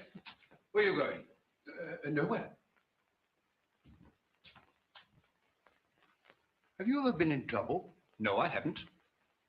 I've seen your dial before. No matter. It's funny. Now, Sophia, you'll have to go straight after all this. Think I'd better? I'm sure you'd better. All right. I will. You know, it's funny, Sir Richard. I keep on thinking I've met you before. I feel that too. Do you? Yes. And this room, ever since I've been in it, I've felt the Gannett hatred all about me. Time's up, sir. Don't you worry, Sophia. I'll try not to. If only you was a good girl. She is, underneath. Well, I'll take your word for it, sir. And you'll tell the magistrate how Sophie helped you, won't you? Well, yes. I'm sorry I helped you make out that poor young girl a murderess. Well, do you know otherwise? No, I don't know. I feel it. I feel it here inside me. Well, feeling's one thing, my girl, but detecting's another. Yes, you've talked a lot about detecting today, haven't you? Yes. Now, here's your chance. Find out who murdered Gannett, and then Howard to put the blame on Chester, and you'll be Inspector Cheekle before you know where you are. Inspector Cheekle. Sound wonderful, doesn't it? Yes. Now, let's suppose just for 1 minute that Miss Ainsworth didn't do it. Well, in that case, I should want another clue, wouldn't I? I mean, clues are very important things. It's in this room. Eh? If only I could remember something. It's all so vague. Like the shadow of a dream. Let's reconstruct the crime, Mr. Cheekle. Look, Oh, yes. you stand here. Huh? No, more there. That's right, yes. You see, here's the blood. Now, whoever fired the shot must have stood here. Oh, yes. Because, you see, if he stood here, well, then the bullet, look, Mr. Cheekle, the bullet would have been... Why, there it is. Oh, yes. Very interesting deduction. That's funny.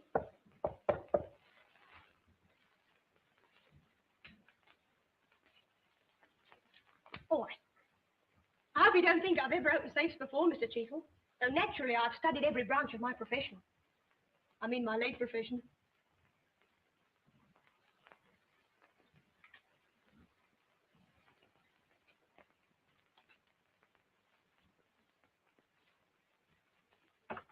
Oh!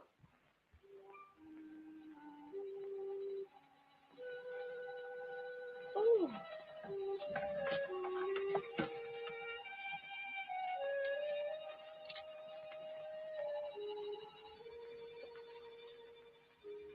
What is it? It's a gambling club of some kind. What's this? It's a woman's purse.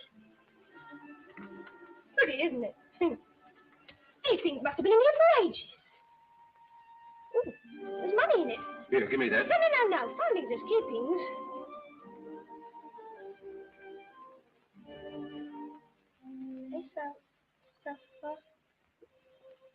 Sophia Wittery.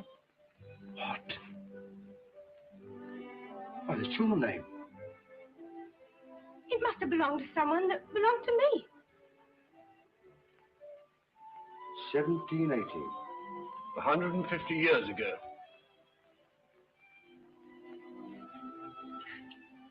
Look, here's some writing. Sir Arthur Gannett promises to pay 500 guineas to Captain Cannon. Cannon, scum!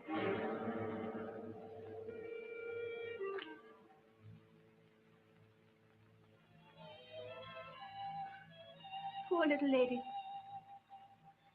I wonder what she looked like.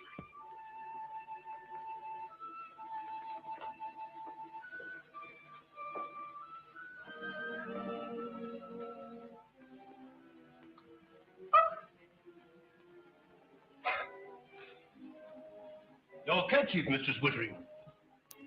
Charming perfume. Lilac. Springtime in Sussex.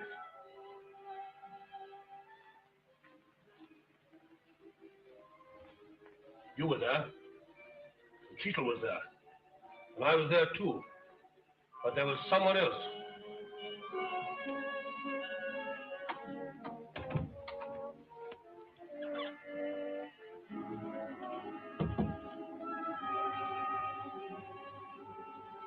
I wouldn't want a curse on my house. It's absurd. It's absurd, I tell you. Superstitious nonsense.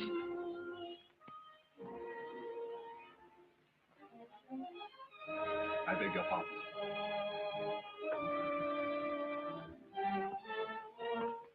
Look. Yes. I knew I'd seen that face before. You ought to get it. My name's Benson, sir. Ashamed of your Gannett blood, eh? I don't know what you mean, sir. Perhaps you're right to be ashamed of it. They're a rotten lot. That's a lie. Ah, I do it. Then you are a Gannett. Yes, I am, and I'm proud of it. I'm proud of the Gannett blood in my veins. Even if I've no right to the name, I've always been proud to serve them. Gannett killed George Howard. It was him, of course it was him. You did it? No, it was you. You're the last of them. It had to be you. It's absurd. Howard could have saved Chester. You killed him, so he shouldn't. You're a Gannett, and you wanted Chester to die. You're all mad. No, you never got away with it. But you left behind one piece of evidence. And it's going to hang you, Benson. Evidence? What evidence? It's in this box. Cheetle, here's your murderer. Give me that box. Give me that box. You'd better. He might... Yes, a bluff. But it made you give yourself away. Cheetle. Don't move. Oh, what's the good, Benson? You kill Howard and they'll hang you. He was going to let Chester off. Arthur Gannett let him off too. He ought to have killed him, but he hadn't got the guts to get away with it. There's no room for weaklings in the Gannett family. Oh, so you killed him too? Yes. He was not worthy of the name I'm not allowed to bear. Don't come near, any of you. Oh, by God, I'll shoot. Oh, it's no good, Benson. They'll get you. Never in 1,000 years.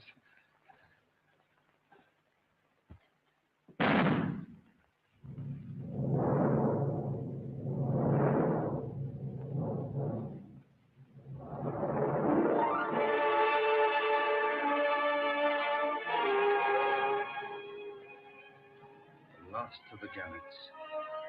Yes. And the last of the curse on this house.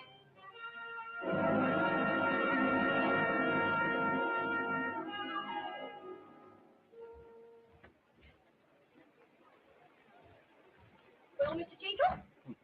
Let off with a caution and give him £5 for assisting the police. And why not? I'd have put you away for 3 months. Oh, Mr. Cheetle, when you ever let me out of his sight for 2 days? Now look here, young woman. I've come to hate you. And as for letting you out of his sight, hop it. Mr. Cheetle? I shan't bother about you anymore. Very good of you, I'm sure. Yes. And you can remain a mere constable for the rest of your silly life. What's that? You an inspector. Don't make me laugh. You'd never be an inspector if you lived to be 100. Ah, won't I? No, not without me, that is. Eh? Not without me to look after you and do all your thinking for you. What are you talking about? Taxi! Have you gone dippy? Yes.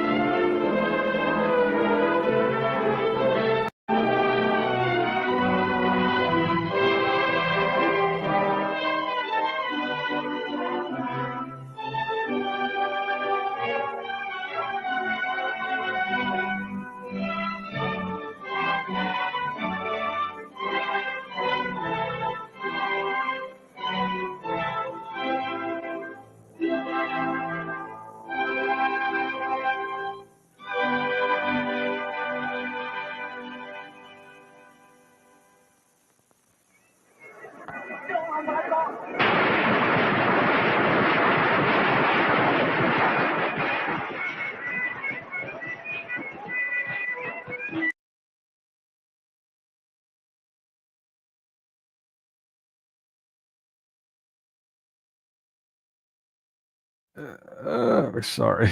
Tech issues, rookie mistakes. Yeah, I guess that will be the next one. Well, not that. That won't be coming up, probably. The Miracle Man. I'm going to say Wednesday. Same bad time, same bad channel. But in the meantime, let me go ahead and take this off stage. We had this other thing. Can't find it. Oh, well. All right, so let me show you these guys. Let me start here. I want to take an opportunity again. The link is in the chat to join. Let me put it up again so you guys can access it easier.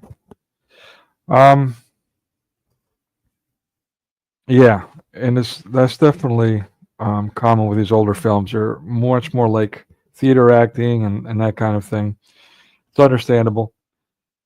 Yeah, I mean, they're only a couple decades removed from the first features, and so it was a bit of a transition early on. But I got to say, some of the early films that we watched, they were pretty good. This one was pretty entertaining too. It was not exactly what I was anticipating. And again, I should have maybe skimmed through it before I shared it with you guys. I thought it was going to be about Hyde Park Speaker's Corner, Hyde Park Corner, but apparently it's about a house at the corner of Hyde Park.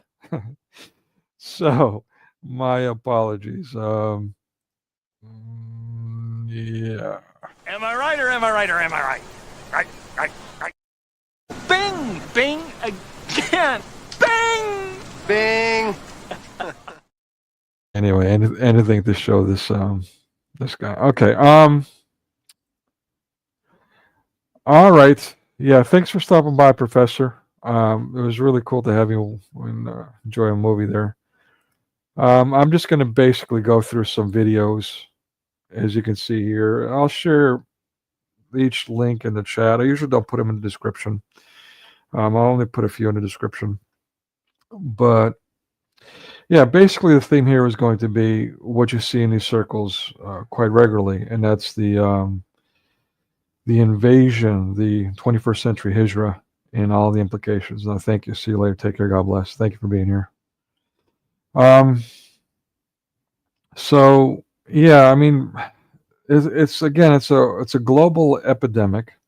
Everyone's complaining about it, and those in charge are not doing anything about it, but rather empowering it. There's got to be a reason. Yeah, man, that makes me jealous sitting in the gym. Good strength, be safe, and thanks for being here, Daniel. God bless you, man. Thank you again for all your support. All right. So, yeah, let's start with this video. Let me see. Let me go to this. Yeah, okay. This is it. Okay, so these guys are alike. I'm a big fan of this. They've got a Sunday show. I forget what it's called, CTTC or something about culture, something to that effect. It's headed by Chad O. Jackson. They got Keisha King on there. Teach 'em Chuck here, and Blanche. He is Blanchard. This is his channel. So these guys are doing a show together. Apparently they were doing a duo show before and stopped doing that, and now they've done a couple shows together again. This is the first one back, but their focus is on racism. All of them have been lifelong liberals, and they've had enough. They're kind of like in the vein of what's the one everyone's hating on these days? They're calling it that Semite, the young lady, I forget her name, the one who took on fascist book, Owens or something. Anyway, whatever. Officer Tatum. Officer Tatum, I'm not a fan of his. He's a bit of a dictator and wishy-washy and all that. Anyway, whatever. But these guys are cool because they're Christian. I don't necessarily always agree with the theological stances, and I've addressed that a bit at the beginning of this stream. In general, that is. But they still do their best to keep it Christ-centered and always bring it back to that, and I definitely appreciate that, even though I think in their own right, with their own little battles, they take things a bit too far. One of them, I wouldn't call him a Zionist, but he's definitely an apologist for The other one with the racism, I think it takes it a bit far. So, I mean, whatever. Nobody's perfect. But anyways, enough of that. Well, with all those disclaimers being said, let's take a listen. When I say Western countries, it's not just Europe I'm talking about. I'm also talking about the Americas, Australia, and New Zealand. Now, I want to point out something to you. You see, white people only come from Europe. Is that right? Brilliant! Or shit, hold on. I got one for this. Here we go. Brilliant! Brilliant! Brilliant! Brilliant! Oy vey. Yeah, I mean, so white people only come from Europe. Is that correct? For those in the audience or in after the stream, if you're watching this later on in the comments section, is that correct? I mean, I know that's the dialectics, the mass media propaganda in the 21st century, quote unquote Europeans, and or Europe as in that's one entity, one continent. I don't know the European Union has taken over the continent of Europe and pretty much most of the nations, almost all of them. And that's a problem within itself, especially who's heading it.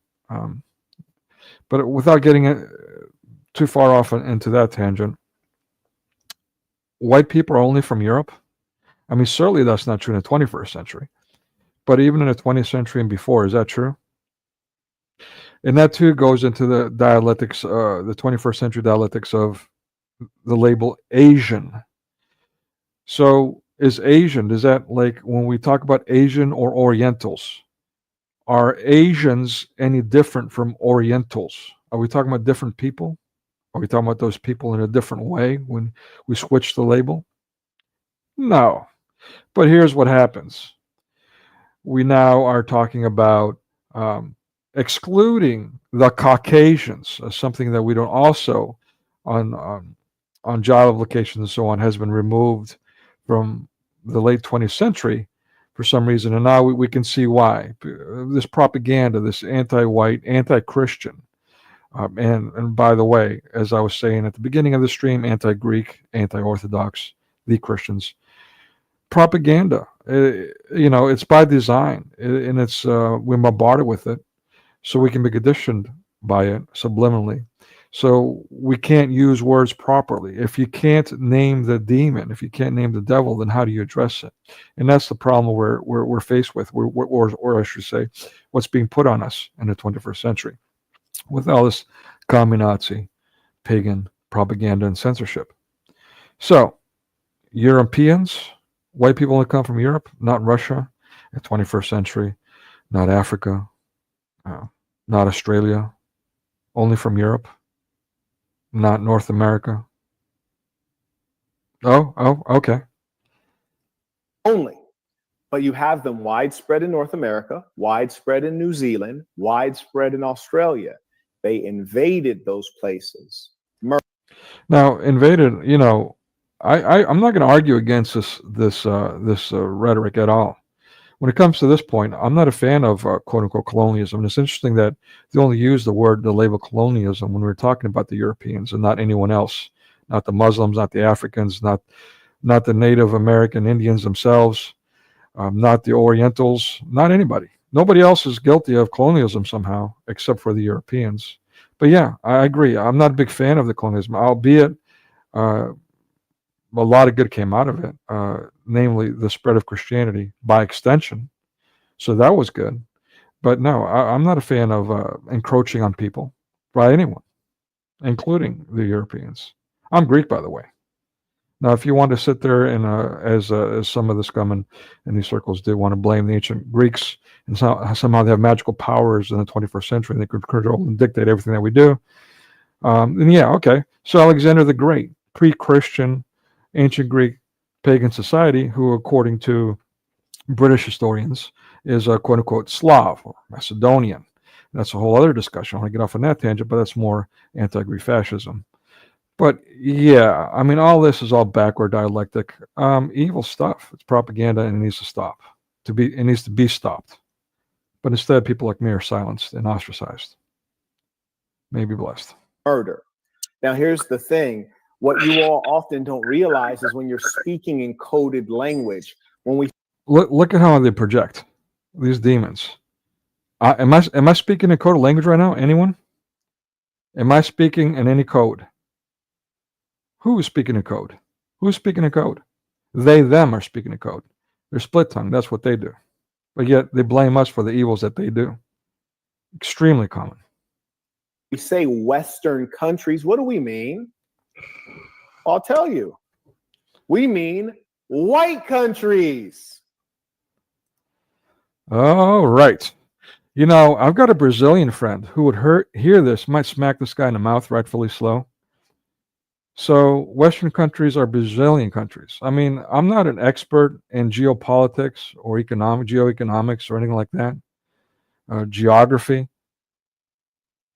But what the hell is this fake, this liar, this propagandist, this hypocritical racist? What is he talking about other than lies? I mean, with scum like this, who needs Muslims? But I wonder what his affiliations are. Who knows? That's what we mean. What? We mean white countries. Western Dude. is a code. Blanche, will somebody remind this dude that the earth is spherical? Western countries aren't, it doesn't denote or connote geography. Western countries connotes culture. We're talking Christendom. We're talking about the Renaissance. We're talking about the Enlightenment. We're talking about the legacy of Greco-Roman philosophy and the great works, the great classics from Homer and Aristophanes, right? The Bible and Shakespeare and Adam Smith. And this is what we're talking about. We're talking about Western societies, Western culture, and Western values, you see. Because human beings, I saw you, Blanche, you be playing, that's another dude. Umar Johnson been getting on my nerves for years, so he like all the way up here. But that one dude, I don't know who he is, bro. I think he's from New York somewhere because he got one of the New York accents to do something out here, Chiller Cop. Smart. Yeah. So this guy, I mean, unfortunately, I wanted to share, and again, I don't watch the NFL. I used to be a fanatic. I literally was ready to dedicate my entire life to just being a towel boy, just so I can try to work my way up. Complete NFL fanatic. I had some success in it, and the public school system, I'm proud of that little experience. It was a great, life-changing, wonderful experience working with those children, seeing that dynamic and having some, spoiled by early success and that kind of thing. But yeah, I mean, I woke up from that too, seeing how fake the NFL is. Used to be a New England Patriots fan, hardcore, and then watching the Tuck Rule game, it was downhill from there. And then all the reality started setting in. What the murmurs I heard about the NFL, the notoriously fake league. But anyway, yeah, Blanchard did a episode a couple days ago on the halftime show and that kind of thing. And he says he does usually watch it, but just like me, he watched it just so he can comment on it. It was removed by YouTube, which is crap. But yeah, there was a guy on there going on and on and on about, the evil white people and, Doug Williams and Warren Moon and just completely lying, misrepresenting, which is a shame. But that's what they do. All they got, just like Muslims and all the other fascists, the Satanists, the militant atheists, all they got is lies, projections, and malice. That's it. And when they're confronted about it, they either attack you, which is quite common for them, because that's all they got, just like Muslims, or they run off, just like Muslims. All of them, the whole 9 yards, including the wolves in sheep's clothing that I discussed at the beginning of this live stream. They have the same identical behaviors. That's not accidental. They're all anti-Christian. Smart. I think you played another clip from him, and he was like peddling in that just BS. Dr. Francis Cress Welsing, Dr. Neely Fuller BS about the fear of genetic annihilation, just complete and utter quackery. No science, no scholarship, no truth to it at all. But the white man fears genetic annihilation, and that's the it's inflammatory. That's the meaning or the drive behind his need to push white supremacy because he fears genetic annihilation. It's like, wait, he fears what? Oh, he fears genetic annihilation for the sake of somebody else who considers themselves to be white, or does he fear his own annihilation? Just as we all, as human beings, kind of have this natural. Some may call it fear, or some may. Yeah, I'll take it a step further, and he's on point about that. I mean, if you're Christian, you shouldn't have that fear. If you have your faith, then you're happy to meet your Maker. Not that you're suicidal or anything of that effect, but you don't fear death, and that just happens naturally. It's not something you condition yourself, you fool yourself into believing. When you develop that relationship with God, it's just a feeling that becomes innate without you even realizing it. At any rate, I'll take it a step further. It's not even just that. It's beyond that, in that Well, again, these people are projecting. They are the genocidal ones. They are the ones that are calling for the oppression and extinction and the supplanting, the ethnic cleansing of white people, of white Christians, especially white Christian man. What we have to consider a traditional man these days, but is actually just a man, a man who takes care of his family, his children, who, has a cock and is proud of it, is not, scared to be masculine because he might get attacked by some psychotic, hypocritical, libtarded feminist or something, or some queer guy who wants to pretend to be women and therefore parrots mass media's propaganda. It's insane. There's more to this little clip here. Let me just move on to the next one. I'm trying to stay as but ironic. Not as worked up as I can listen to this crap, but as you can see, I'm pretty burnt out. So I mean, really, I should be praying while I'm doing the stream, but it's hard to it's hard enough to manage all the things I've got to manage while doing these streams, especially solo, but also reciting prayer and that. But shame on me. I guess the Jesus prayer, Jesus Christ, have mercy on me. I need to start getting the practice of that at the very least. So I'm not sounding like this. I'm not sounding like them, and that too is part of their goal. They want people like me to be what they call reactionary, and then they can have their aha moment. You see, like the Muslim, you see. So I need to be mindful of that. Ironically, those people, Europeans, who have never been victim of a genocide committed by non-Europeans. This guy's I got it. Brilliant. What a moron. But the problem is, and this is why, again, I've been lately getting vocal about the wolves in sheep's clothing in our circles as well, the online cults. Because there's thousands upon thousands, we're talking about tens of thousands, hundreds of thousands in some cases, for each one that'll listen to this crap, this propaganda, this vile, genocidal, satanic rhetoric. And they're buying it. They're passively eating it up. And if they're not aware, they don't look into it, they don't have their heart in the right place. For example, if you're envious of Greeks deep down, that you're going to eat it up. It's going to feed right into that malice that's bubbling up like a Cain and Abel story. It's a problem, and this is what the problem is here. They're envy of the white Christian man, and therefore they become black Nazis. Are bluffing and creating lies as though they should be scared. It's just not sensible. I would like to ask Marquette if he's ever heard of the bubonic plague, aka the Black Death. Sort of similar to what happened to the Native Americans when the Europeans came here. A lot of Native Americans died because they were not immune to the pretty benign, fairly get a little sick, cough, sniffles, boom, all of a sudden, a few days you're fine. The Europeans, due to their contacts, due to their prolonged contact with so many different people, particularly the peoples of Asia, they were able to build up their immune systems over a longer period of time, but they did so at great expense, because there's a reason why we still, and why history reminds us of what took place in Europe all those years ago, because it was one of the most traumatic mass casualty events in human history. The bubonic plague was called the Black Death. Well, something similar happened to the Native Americans, but it happened to the Europeans first. But guess who brought those flea-infested rats that were carrying the bubonic plague into Europe? It came across Asia. It came into Europe from Asia. But Europeans were never the victims of any such genocide as a mass casualty event. So, yeah, again, I'm going to take it a step further. I mean, it's way more than that. I mean, the Moors, the invasion of the Moors, and I think in the following video he addresses that. The Russians, the white Russians of Asia. I mean, before they were communists, including when they were communists, the USSR, but even before that, centuries before, I mean, the Ukraine war, the invasion of Ukraine by Russia is nothing new. And, I'll be in some circles, some Russian Orthodox circles, and as soon as I mention that, when they're playing their politics, they all ban me, like the communists that they are. They're all quite evil. It's just, it's like they say about, in this case, you can get the black out of the ghetto, but you can't get the ghetto out of the black, which is offensive. But in some cases, it applies, and that's the truth with Russians. I mean, they've got this this fascist thing from going centuries back. It's like in their DNA. And when you deal with them in Europe, when you're in a European country, native of a European country, and you see these Russians come to visit your country, they'll walk around like a bunch of Muslims, a bunch of bullies. And, there you go. It's like BRICS is taking over, There you go. There you go. So there you go. All right, let's keep on with these guys. I'm sorry. Go ahead. No, did I mention the Moors and, the Muslims and let's not overlook how far the Mongols, speaking of which, how far they got. So what's this clown talking about other than BSing, just like a Muslim? All these anti-Christians, all these Satanists are all the same.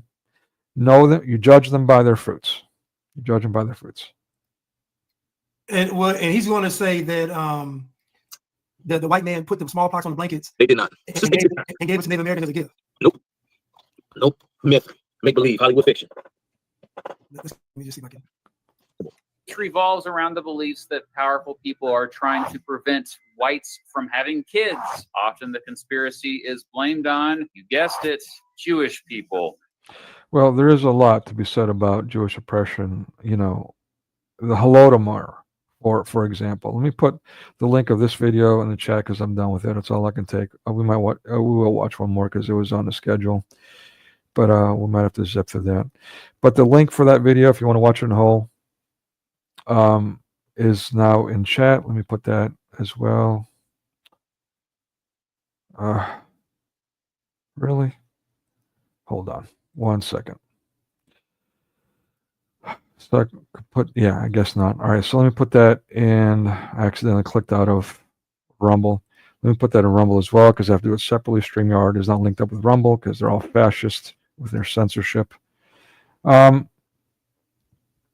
Yeah, so let's watch this next video. Enough of my angry reactions. They say, I'm not going to be a slave.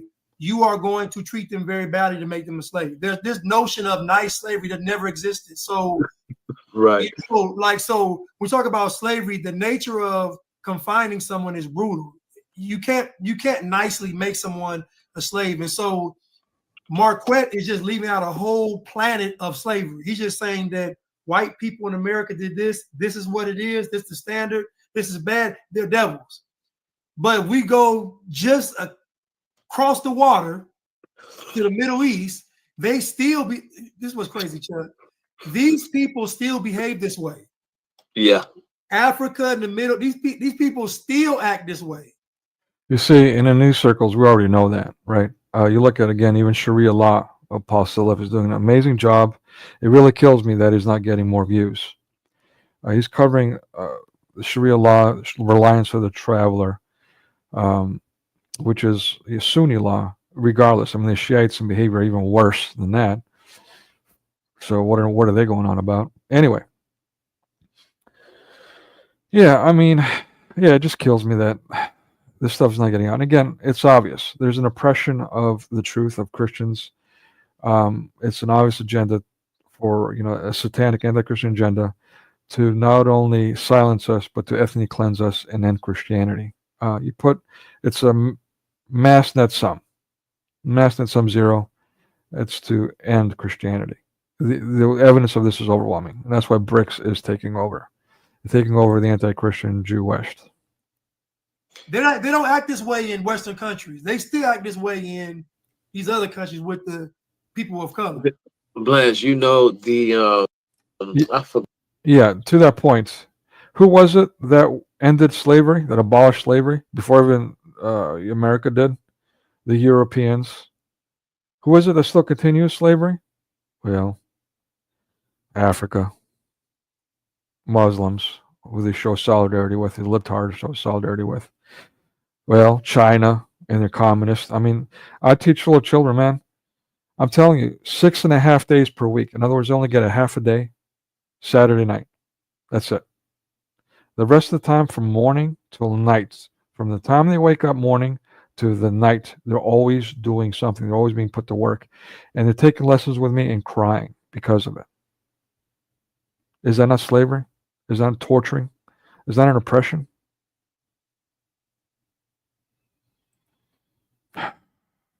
Man. Got and then there are many different, probably these international groups, these what do you call them? Who pretty much studied, let's say, human rights abuses, right? So to your point, you're talking about slavery, and we're talking about how they define slavery as people who are forced into sex work. You're talking mandatory military. Yep. Again, Islam continues this to this day. I can't remember which country it was, Saudi Arabia. I don't know which. It's like in 2018, give or take. They were forced to stop public slave trade, not to stop slave trade, but to stop public slave trade. I mean, yet we're going on and on and on about the Europeans who ended slavery. The only ones, by the way, not only the first, but not the only ones. United States followed suit, but yeah, the first and only ones up to that point, and somehow they're being blamed. I mean, even the colonial powers, which again I'm not a fan of, even they abolished slavery. I mean, the propaganda is absolute backwards, and that's by design. It's called uncreation for the Satanic Rite, from the Satanic Church in California. That's what they want. They want the opposite of reality, the opposite of what is good. Military conscription. You're talking about slavery, how you think of it in the traditional sense. We're talking about child brides. All these things are now considered to be forms of modern day slavery. Yeah, let's go ahead and go on to the next thing. Here's this what I was talking about. Maybe in your neck of the woods you can catch it. I'll put the link in the chat, but it's unavailable for me. Again, this was more propaganda off the Super Bowl stuff. The lies about Doug Williams and the so on. Okay, so let me just move on from that and share this one instead. Sound. Okay, speaking of noise pollution, these forced commercials, you boob. Oy vey. Okay, let's see. Trump tore it down. I'd rather not speculate out loud. I just think that there is no need for him to have that intelligence briefing. Well, there certainly isn't a need for a dementia patient. Yeah, and this is Mark Dice. I'm not the biggest fan of Mark Dice. He got on my radar during the lockdown, and I watched some of his stuff, but after a while it gets old, and after a while it gets evident what he's about. And definitely a Trump fanatic. I mean, the guy at least acts like he worships Trump. It's a bit disturbing. But yeah, this whole left-right nonsense, the U.S. aid being exposed and being shut down. The boys from Cross Crescent Discuss Group and ladies and gents, exposing CARE of America and their how they're a terrorist fundraising front and so on, like the ADL. Also UNRWA, the United Nations shenanigans, they're being sued for that. And so Trump was taken out of the loop by the left. No longer had top secret clearance, was no longer being informed of what's going on. And so now he's repaying the favor. Now this back and forth stuff, to me, there's a bunch of theater, it's a bunch of crap. I'm glad some things are being done, but to me, again, you know what, let me share this. Just to remind you folks, and I've shown this time and again, forgive me, it's going to take a 1,000 clicks routine here. But yeah, this was back in 2017. This is what I was trying to warn people of. It includes a January 6th insurrection. Oh, wait a minute, let me put it on stage. January 6th insurrection. This is from a comic book series that I've created. Full comic, again, 2017. Entire series. Included all kinds of stuff, including this recent nonsense about aliens and they're all behind everything. That was how this story was going to end, by the way. Even warning about that. But the January 6th insurrection, as you see here, this whole Native American Indian stuff, this is before I created this before the Washington Redskins shenanigans and all that loud noise. We're on the native lands of and yada yada. So I saw that coming too. I was trying to warn people, hey, this is where we're heading.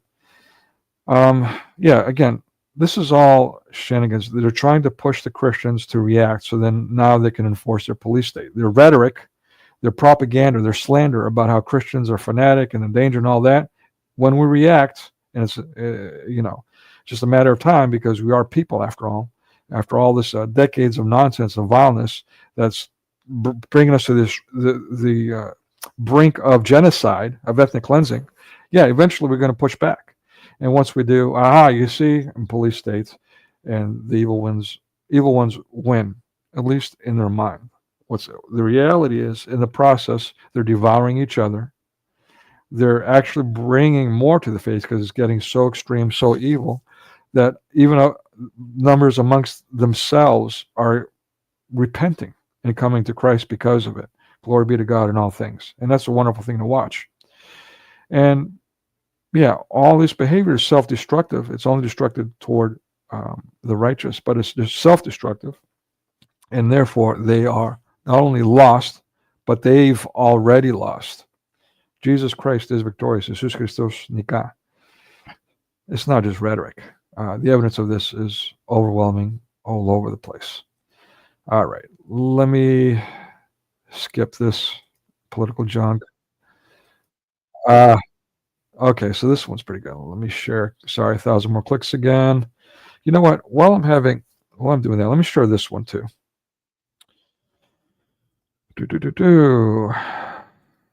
Okay, stop screen. Why 1,000 extra clicks? So frustrating. Okay. On stage, more clicks. Okay. The last Muslim on earth. Islamic peace played out. What is it? When they say peace, what do they mean? They mean absolute annihilation. And this is what their peace looks like. The last Muslim on earth, committing suicide, basically, because that's what they do. When they run out of killing others and each other, and then what else is left? And this is all according to the Quran, their Hadith, their life of Muhammad, the Sharia law on their behavior, judging by their fruits. Anyone still denying this is either willfully ignorant or part of the problem, a propagandist, a liar, servant of Satan. Next. Where's my other? There it is. And speaking of U.S. aid, look at this. According to this source, at least, what it's worth, Rattlesnake TV. I didn't watch it. I'm just, I don't get too much into this stuff. But okay. So allegedly $1 billion to, the scumbag. Does that surprise anyone? And $50 million to the other scumbag. Does that surprise anyone? Shouldn't. Because this is pretty much more of the same. The problem. All right. Let's stop sharing that and share this next video. 1,000 clicks. I won't subject to that annoying video. Even though I'm tempted to, I'm kind of getting a kick out of it. Come on. All right. End of the commercial. Come on. So tired of all these clicks. They really got to make it easier. Okay. So this is anti-ICE. ICE is the police, I guess, faction of the immigration in the United States. Here we go. Just watch for yourself. Okay, so they're chanting, "Not our president." Up until this very moment, I've been an apologist for Mexicans because I have Mexicans in my family. No, not anymore. Look at this. Hex, the patriarchy. I mean, is this revelation of the method or what? Hex, the patriarchy. Satanic. This is revelation of the method. They're showing their true colors. No pun intended.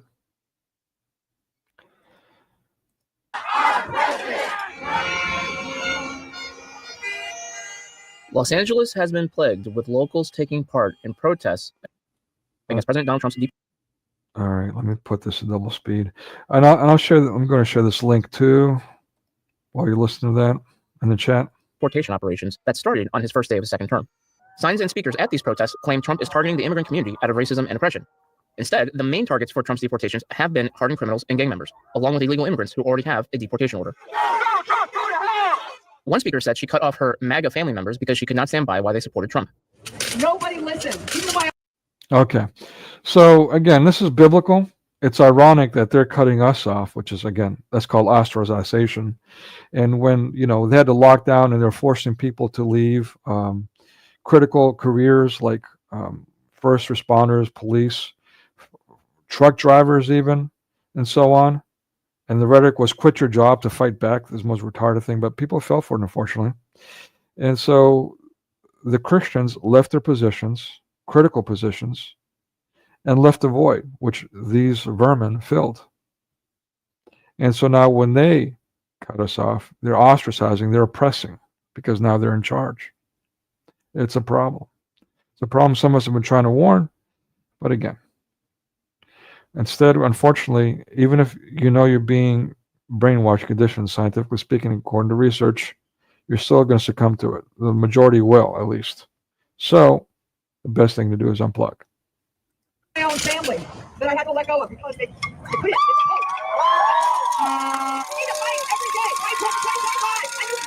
Fight every day.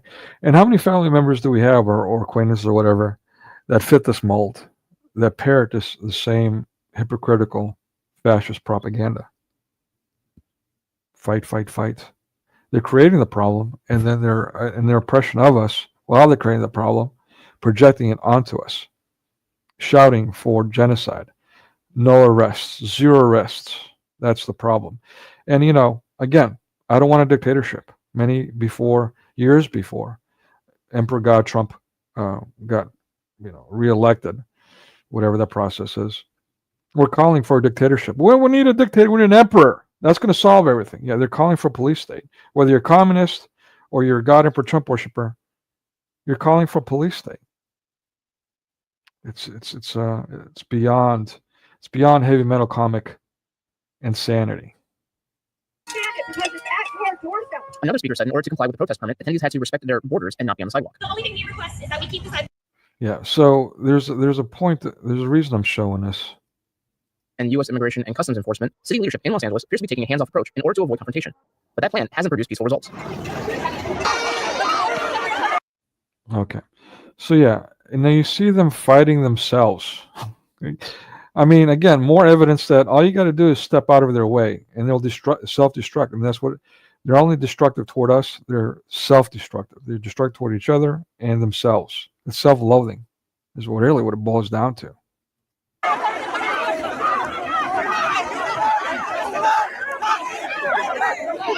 On Friday, as part of the week-long high school walkouts to protest ICE, a large group gathered at Los Angeles City Hall, but it quickly devolved into violence as fights broke out between the anti-ICE protesters.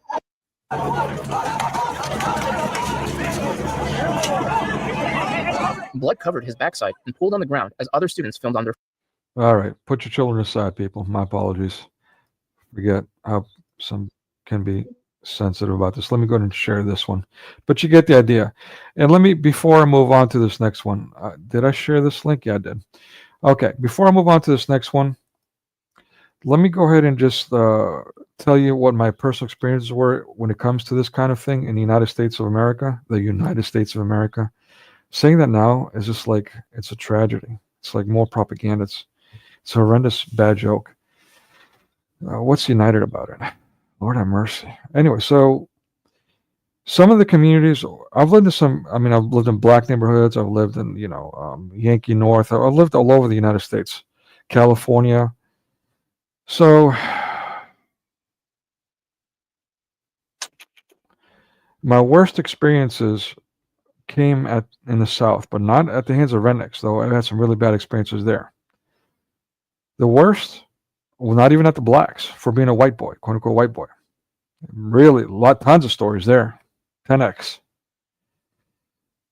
The worst, even though there were less encounters, they were the worst, were with Native American Indians or Hispanics, Hispanic communities. Same difference. And let me tell you, I was in one community, and it wasn't an Indian reservation, but it might as well have been. It was an Indian community. That region, by and large, was Native American Indian. And they had, again, the South, so it was pretty isolated. It was pretty you were either black or you were white, aka redneck, or you were an Indian. So you were red, white, or black, right? And it was toxic. It was extremely dangerous. The public school, they had stabbings and fights, yeah, sure, but stabbings and stuff on the regular. It was like inner city, except in a small community in the South.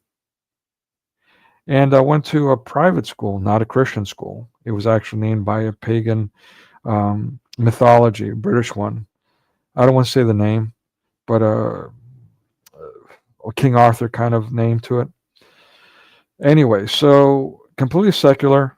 And that school, I went to avoid this public toxic public school. And there was full of Satanists.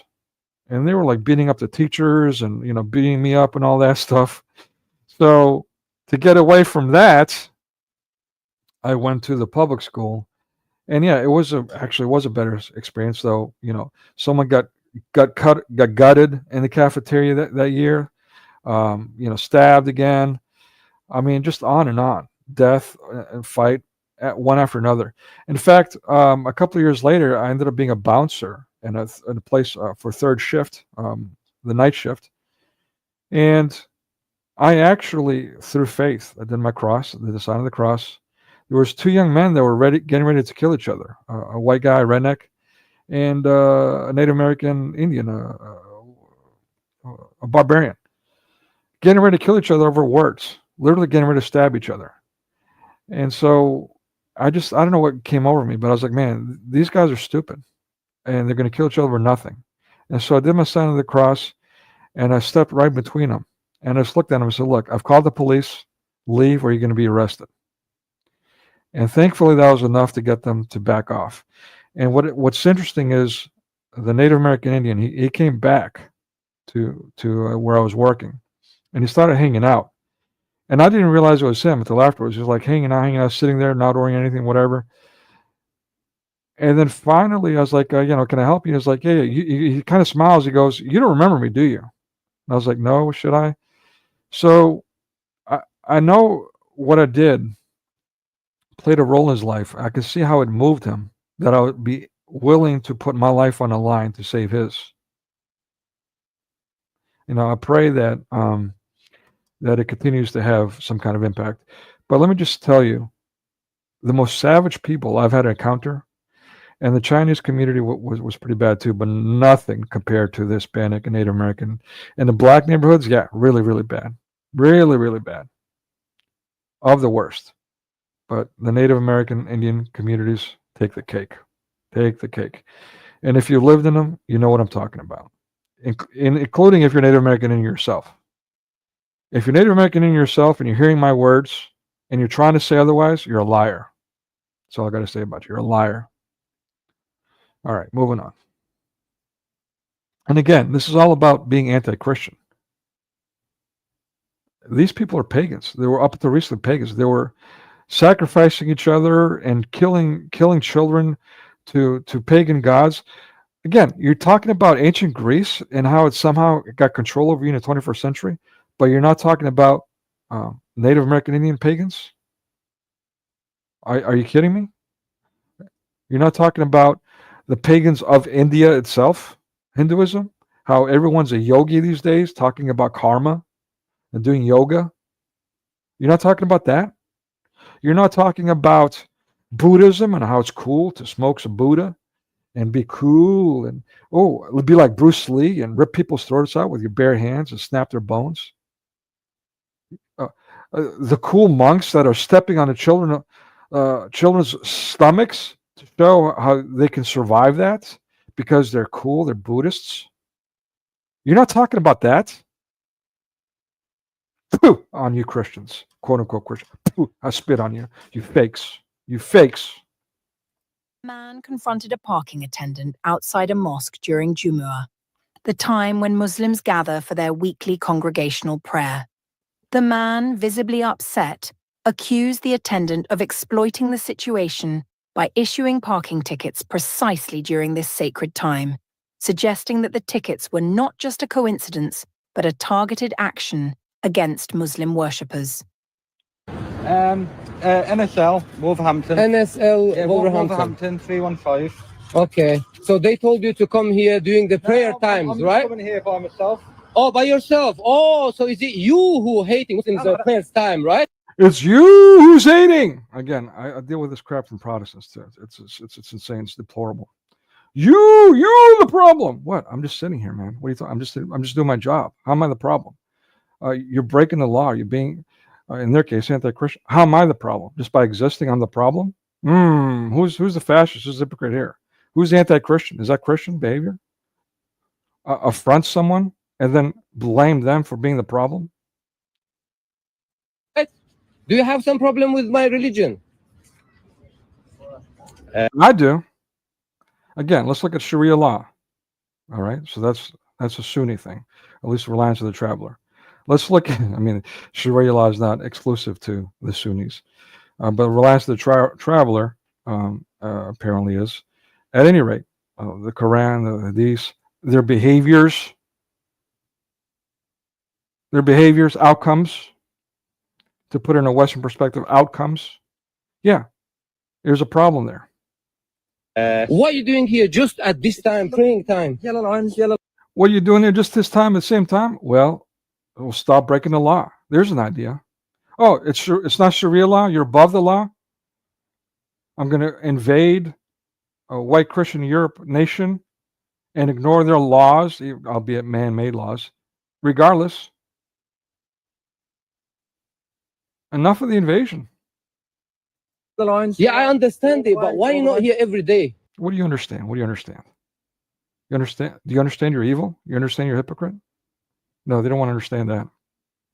Because if you come down, we get abused every day like you do. No, I'm not abusing you. You are. You got camera. I'm not abusing. Am I abusing him? Hello, brothers. Am I abusing him? I was having abuse. Hello, mob. I need a mob here. This guy's spoken the truth, and I've got nowhere to run. So now I'm going to create a mob. Hello, mob. Help me. Hello, hello, hello. Help me. Hello. Let's throw a Molotov. Hello. Scum. I'm talking to you. I don't abuse. Why would I abuse? I think you're taking advantage of Muslims praying in the mosque and giving them tickets, where every day when we're having here arguments. I'm black. You're just doing it because I'm black. Oy vey. Fight, you're not coming. You're always abandoning this area. And now when the praying time, you The confrontation. Okay. So he's got respect for what? Does he even got respect for his own pagan prayer? If he had his respect for his own pagan prayer, why is he creating this scene?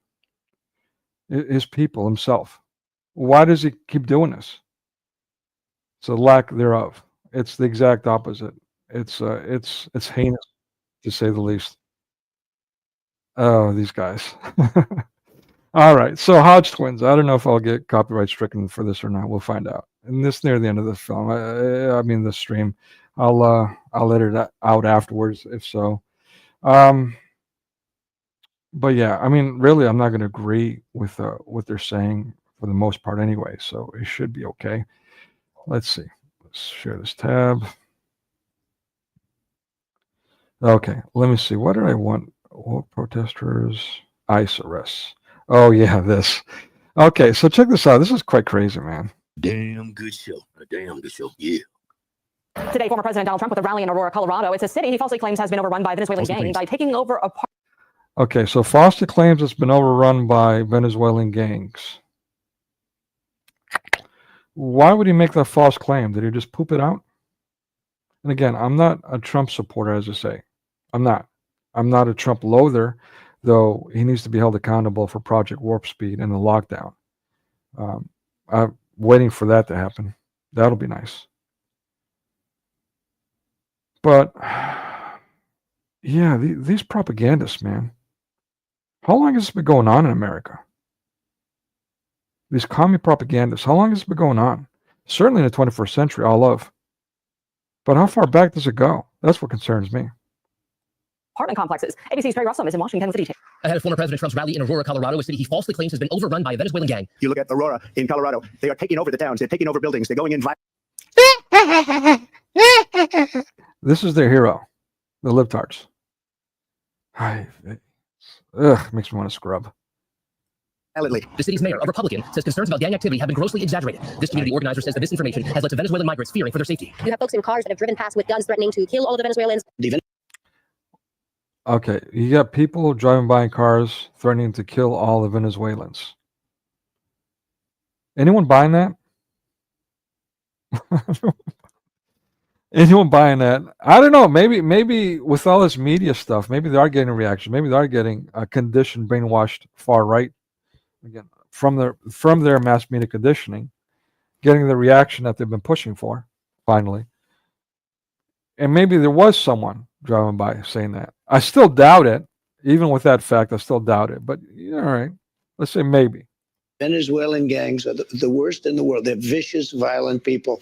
And I was just addressing that. Again, they're not far removed from butchering their own children, being cannibals, again, enslaving each other. Let's not overlook that. Human sacrifice, absolute pagans. And that carried over. And you see what they've done in Colorado and other places. They're literally taking over apartment complexes and doing it with impunity. They don't care. They just are. They're in the real estate. Even though the local police say that is not the case in Colorado. Oh, it's totally the case. I mean, Y'all remember these lies, right? Yep. Okay. So it's not the case in Colorado, blah, blah, blah, blah, blah. All right, let's check this out. See for yourselves.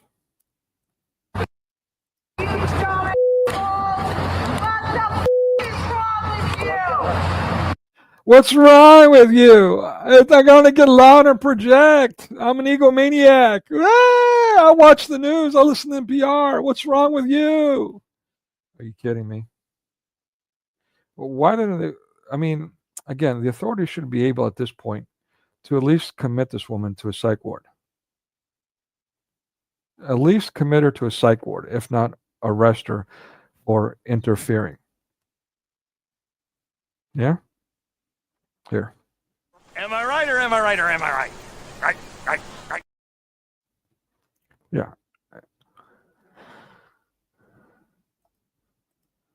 That's a white lady. Yeah. You know she worked for Democrats. And we need to make white people great again. Right again. Get nut. Epic. Get out of our community. Yeah, I agree. Hold on. DEA agents used flashbangs inside while serving a warrant. That led to a handful of arrests, but no TDA gang members. A stop at another apartment complex netted no arrests. It seems like they were tipped off. They knew this was coming. So, yeah. They were tipped off. They knew we were coming. What do they find, though? Hold on. Where's it at? Oh, look at the hecklers here, man. Again, mass media is pushing for a police state. I want these people arrested, but that reaction, a proper one, now is actually in effect calling for police state. It's problematic, isn't it? It's a catch-22 between a rock and a hard place. In his apartment, and they're going to get out. They want to get crazy person in the neighborhood. Look what he find in his apartment. While activists yelled outside, agents. Look at that. Oh, no, nothing to see here, folks.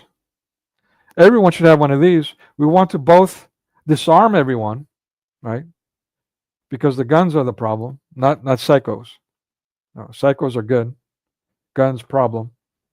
Yet, one of their psychos, their illegal terrorist psychos, look at this gun they have. Agents recovered this stolen rifle from inside the man's home. Who needs that kind of gun? That looks like a sniper rifle, maybe 22 caliber. I'm not a weapons expert, but that looks like it's designed to do some crafty damage from a distance.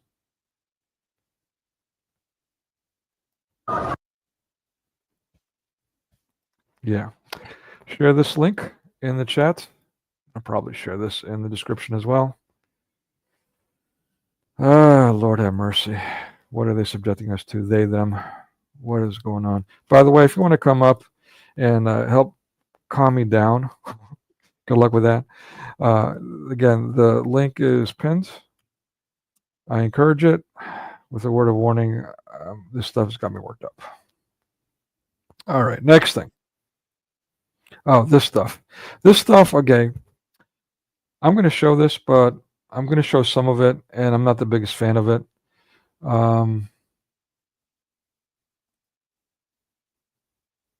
Yeah, okay, here we go. So there's a couple of guys that are going undercover. I guess UCLA, California. They've, the libtards, the Muslims, took over the university or section of it. Were allowed to do so by authorities for a long time, and waited until things got out of hand, completely out of hand for hours upon hours upon hours before finally stepping in? Why are the authorities not doing their job? Anyone? Inside the UCLA Palestine Solidarity Encampment, and today we're going to talk about what I saw on the inside. Were guarded. I jumped the gates several. Okay, yeah, and again, this whole wall thing is a joke. It's a money pit for Trump and his cronies. Because let me say, I was in the trucking business for a while, a couple of years, over the road. In other words, from border to border, coast to coast. And I did the Florida thing. I did the Chicago, Texas thing. Yeah, you know, there's a lot of shady stuff going on. The Southwest, the secret stuff going on over there. But yeah, as far as smuggling people in by the truckload, this has been going on for decades, and that's just the logistics of the trucking. What about boats? What about crossing the border itself? What about the tunnels? The tunnels that have been reported on. You can find that stuff. Hopefully, still find it online. The tunnels were built before they even started building the walls. Tunnels existed from Mexico into border states and towns. So what are the walls going to do? Are you kidding me? That's just more theater to pit people against each other and a money trap, an earmark, in my opinion. I could be wrong, but obviously it's not going to be effective. So what's the point? And are they really that stupid? I don't believe they're that stupid. So I think it's just more toxicity to pit us all against each other. But yeah, the point was this. They're allegedly against the wall, yet they're putting up walls and barricades to take over the university, the communist university, no doubt. We just want to have a conversation with somebody. Wait, why won't you guys have a conversation? Okay, so the African drum beats, and they're so, and this stuff is by design. It's effective to be conditioning. It sticks to your brain. It's melodic. It's quite crafty, and look how they're all muzzled. Now, what can be said about this? I'm just wore out. All this junk.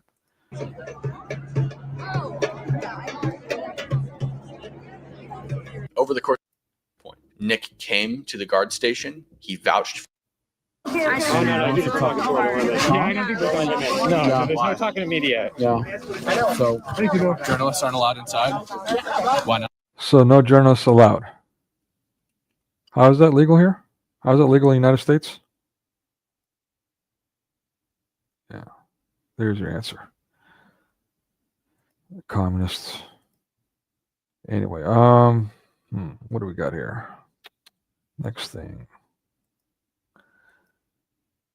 Sanitary supplies, feminine products, hygiene, deodorant, toothpaste, toothbrushes, etc., etc. So I asked them who was funding it. Immediately, they all surrounded me, they locked arms, and refused to allow me to move forward, backwards, or to the side. I was being...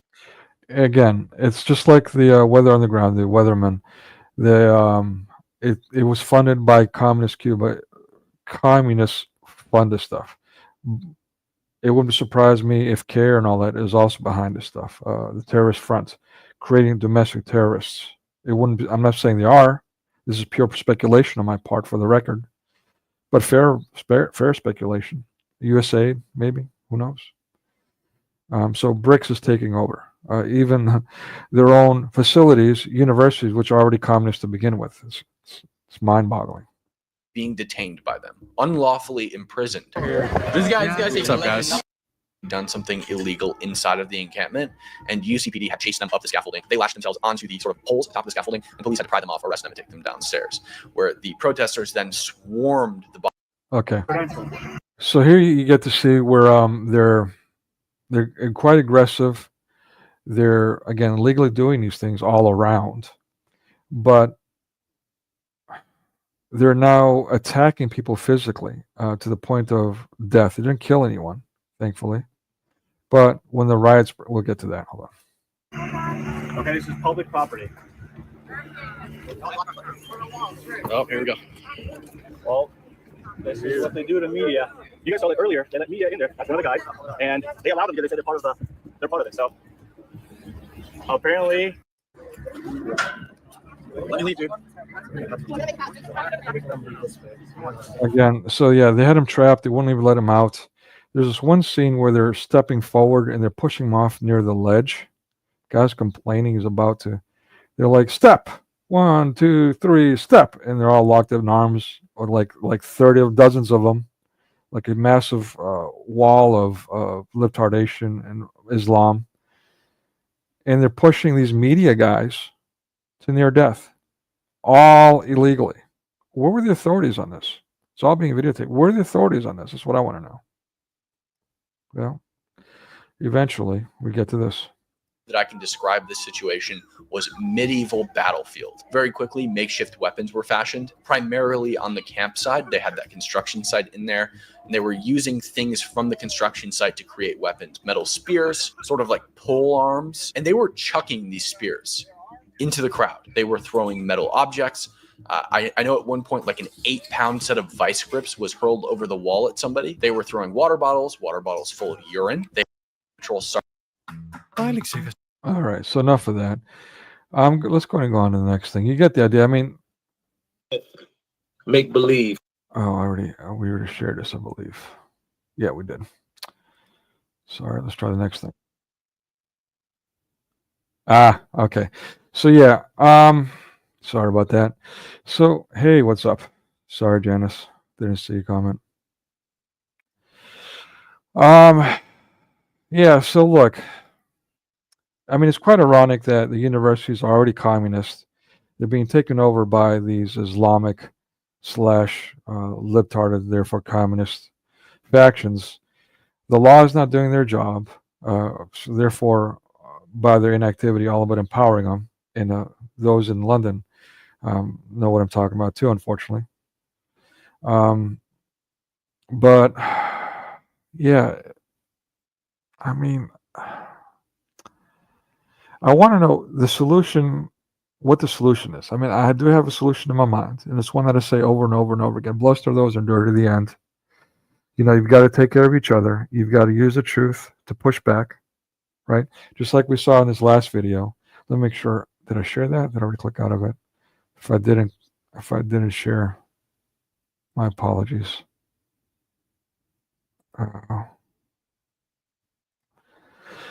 Yeah, no, I've got it. Okay, I'm gonna share that in the chat again just to make sure. All right, so yeah, I mean, basically, you just step out of their way, like I've been saying, and they're so destructive and self-destructive that just like the Breitbart art, the last Muslim on earth, you know, they'll do the job for us, so to speak. And that sounds horrendous and apathetic. I'm not trying to be. I'm saying speak up, fight back while you can, save as many as you can in the process. Be a beacon of light, just like the Bible says, and you will see people come to the faith because of it. And that's just historical fact, current events fact. But the examples of that, at least through the traditional Christian church, are, you know, countless, as even Mary Harb herself would laugh at. To so many saints, like that's a bad thing. So, yeah, you got to do your part. You know, faith without works is dead. Get active, speak up, especially for the children. The mutilation, the sexual exploitation of little children. If we're not at least doing our part there, and again, I'm doing as much as I can myself. I've done for decades now as much as I can myself. Whether it's Barnes and Nobles, whether it's the public school system, whether it's my neighborhood, or whether it's here online. Very vocal about these things, or my teaching. I understand the regular, but quite often I've got to deal with students who are coming on to me at the age of 9 years old. They're doing all kinds of improper behaviors, and I've got to become the parent and let them know, make them uncomfortable without losing a client, because I'm about to starve to death. So it's a fine balance of, you know, doing the right thing and not losing my customer. But yeah, you know, I've got to let them know, hey, your behavior is inappropriate. Let's not do that. On the regular, the 21st century is riddled with this stuff. Riddled. Mass media is behind it. It's what not only empowers it, but has created it. Culture comes from mass media. It's downstream from mass media. And so we need to do our part. We need to combat media, get to our officials, force our officials to do the right thing, just like the Muslims do. we do outnumber them still, and therefore we need to apply that. We let them know, you do your job or we'll do it for you. And that's how that works historically, and that's how you have success. Yes, many will be lost. What are you going to do? If you don't get active, you lose anyway. We know what that looks like because of the Middle East, because of Africa, and Southern Asia. These pagan regions. What that looks like. And therefore, as Christians, we must speak up. We must have the boldness of faith on Christ and do our parts. Yeah, and then from there, take care of each other. Take care of as much as you can. I know we've been by design, especially during the lockdown, by design, made to be poor, made to be destitute. So we have no power. We have no ability to take care of each other or do anything. But we still do. And we need to apply that. This too will come to pass. I know it in my heart. All this stuff will come. But you're called to do your part, whatever that may be, whatever your talent is. That's between you and God. But you need to apply it. Let me make sure I don't have anything else. Janice, you missed an angry rant at the beginning as usual. I'm trying not to do that, but I tend not to help myself. I start to stream, and next thing you know, I get off on my tangents. But yeah, then we watched a movie which was not what I was expecting. Even what it was a pretty good movie. It's pretty entertaining, but it was not what I was expecting. It was a movie it was a dark comedy murder mystery about a house at the corner of Hyde Park, not Speaker's Corner in Hyde Park, which I thought I was going to at least allude to that. But all right, it was entertaining, so there's that. And I still got an opportunity to talk about the typical Hollywood constructs. So, but yeah, and then we watched some videos. We did some reviews of, this 21st century Hijra worldwide and its implications. So you didn't arguably miss too much, though. There are some good things in there, but it's what is this? Over 3 hours long. Yeah, there's some good things in there, but you got to find them. But I think I don't see anything else I want to share. I think I've shared everything. So I'll just leave it at that. And again, blessed are those who endure to the end. Keep on keeping on. Do what you got to do. Yeah, just brace yourself, Janice. I'm pretty raw, so it would have been good. In fact, I would encourage you to not watch it because I got an angry rant at the beginning. If anything, check it out next Wednesday around the same time. I'll be addressing one, and I would love to have you up. I need to have a dialogue with someone, not for the sake of show, which I detest, but to have an actual dialogue from someone from the other perspective, so to speak. I appreciate it. So I can get some feedback, so I can know what's going on, because I'm dying. I keep addressing this issue in stream, but that was one of the things that I addressed at the beginning, but also on the regular, how limited chat is. And so you can't really have any real communication exchanges via chat. So yeah. If you're willing, I'd greatly appreciate it coming up next week. We're going to do a viewing of The Miracle Man, which is early 20th century film. I think that one is the one that's 1926. Hollywood, I believe it's Paramount. And I'm calling it the original Leap of Faith. It's about, if you watch the movie Leap of Faith with Liam Neeson and Deborah Winger and Steve Martin, which I did a private watch party for on Rumble. I don't know if it should be available. Anyways, it's kind of like that. It's kind of like the TV Evangelist. And I don't want to say too much. If you haven't seen Leap of Faith, I encourage you to watch that. I love that movie. But watch it to the very end so you can get the punchline. Otherwise, you'll get the wrong idea without spoiling it. But this one promises to be like that. So it should be a good opportunity for me to discuss all these things. And to have you on would be a blessing. So I greatly appreciate that too.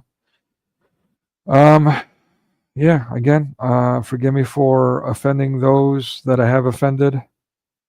I don't want to say I can't help myself as an excuse, but I do struggle keeping having a filter, as they say.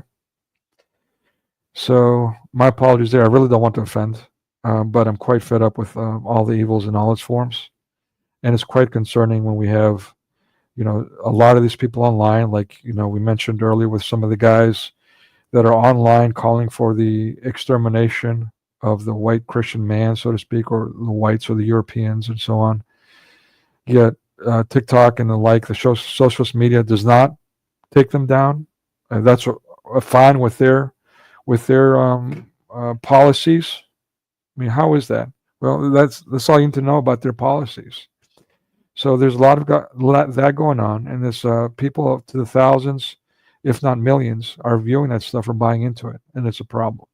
And that's without going into all these other circles and so on. All these online cults, they need to be addressed because they're misleading the masses and they're leading them to their demise, an anti-Christian demise. We must get vocal about that. We must first be real about it, name your demons, and then get rid of the demons. I was going to use a different verb there. All right. Well, yeah, I get raw sometimes, but thank you for saying that, Janice. All right, guys. With that, I'm going to leave you be. Again, thank you for being here. Thank you for all your support. Without sounding too cheesy, truly, you are why I'm here. God bless you all. Keep on keeping on, and I may see you this Friday for getting back to Eddie Murphy, just for the sake of Color History Month, stateside. So I figured I'd use the Beverly Hills Cop thing to address that one last time. It was the original reason why I did the Eddie Murphy series was Beverly Hills Cop, and I left that out because it got burnt out. But yeah, for the sake of this month, I'll use that. And I might even, at the end of the month, talk about the upcoming movie, Captain Anti-America, The New World Order. And by the way, the original title was New World Order. They changed it to A Brave New World just recently after so many remakes of that movie. And it's not Captain Anti-America, it's Captain America, but the actor publicly is anti-American, and all this, of course, the content.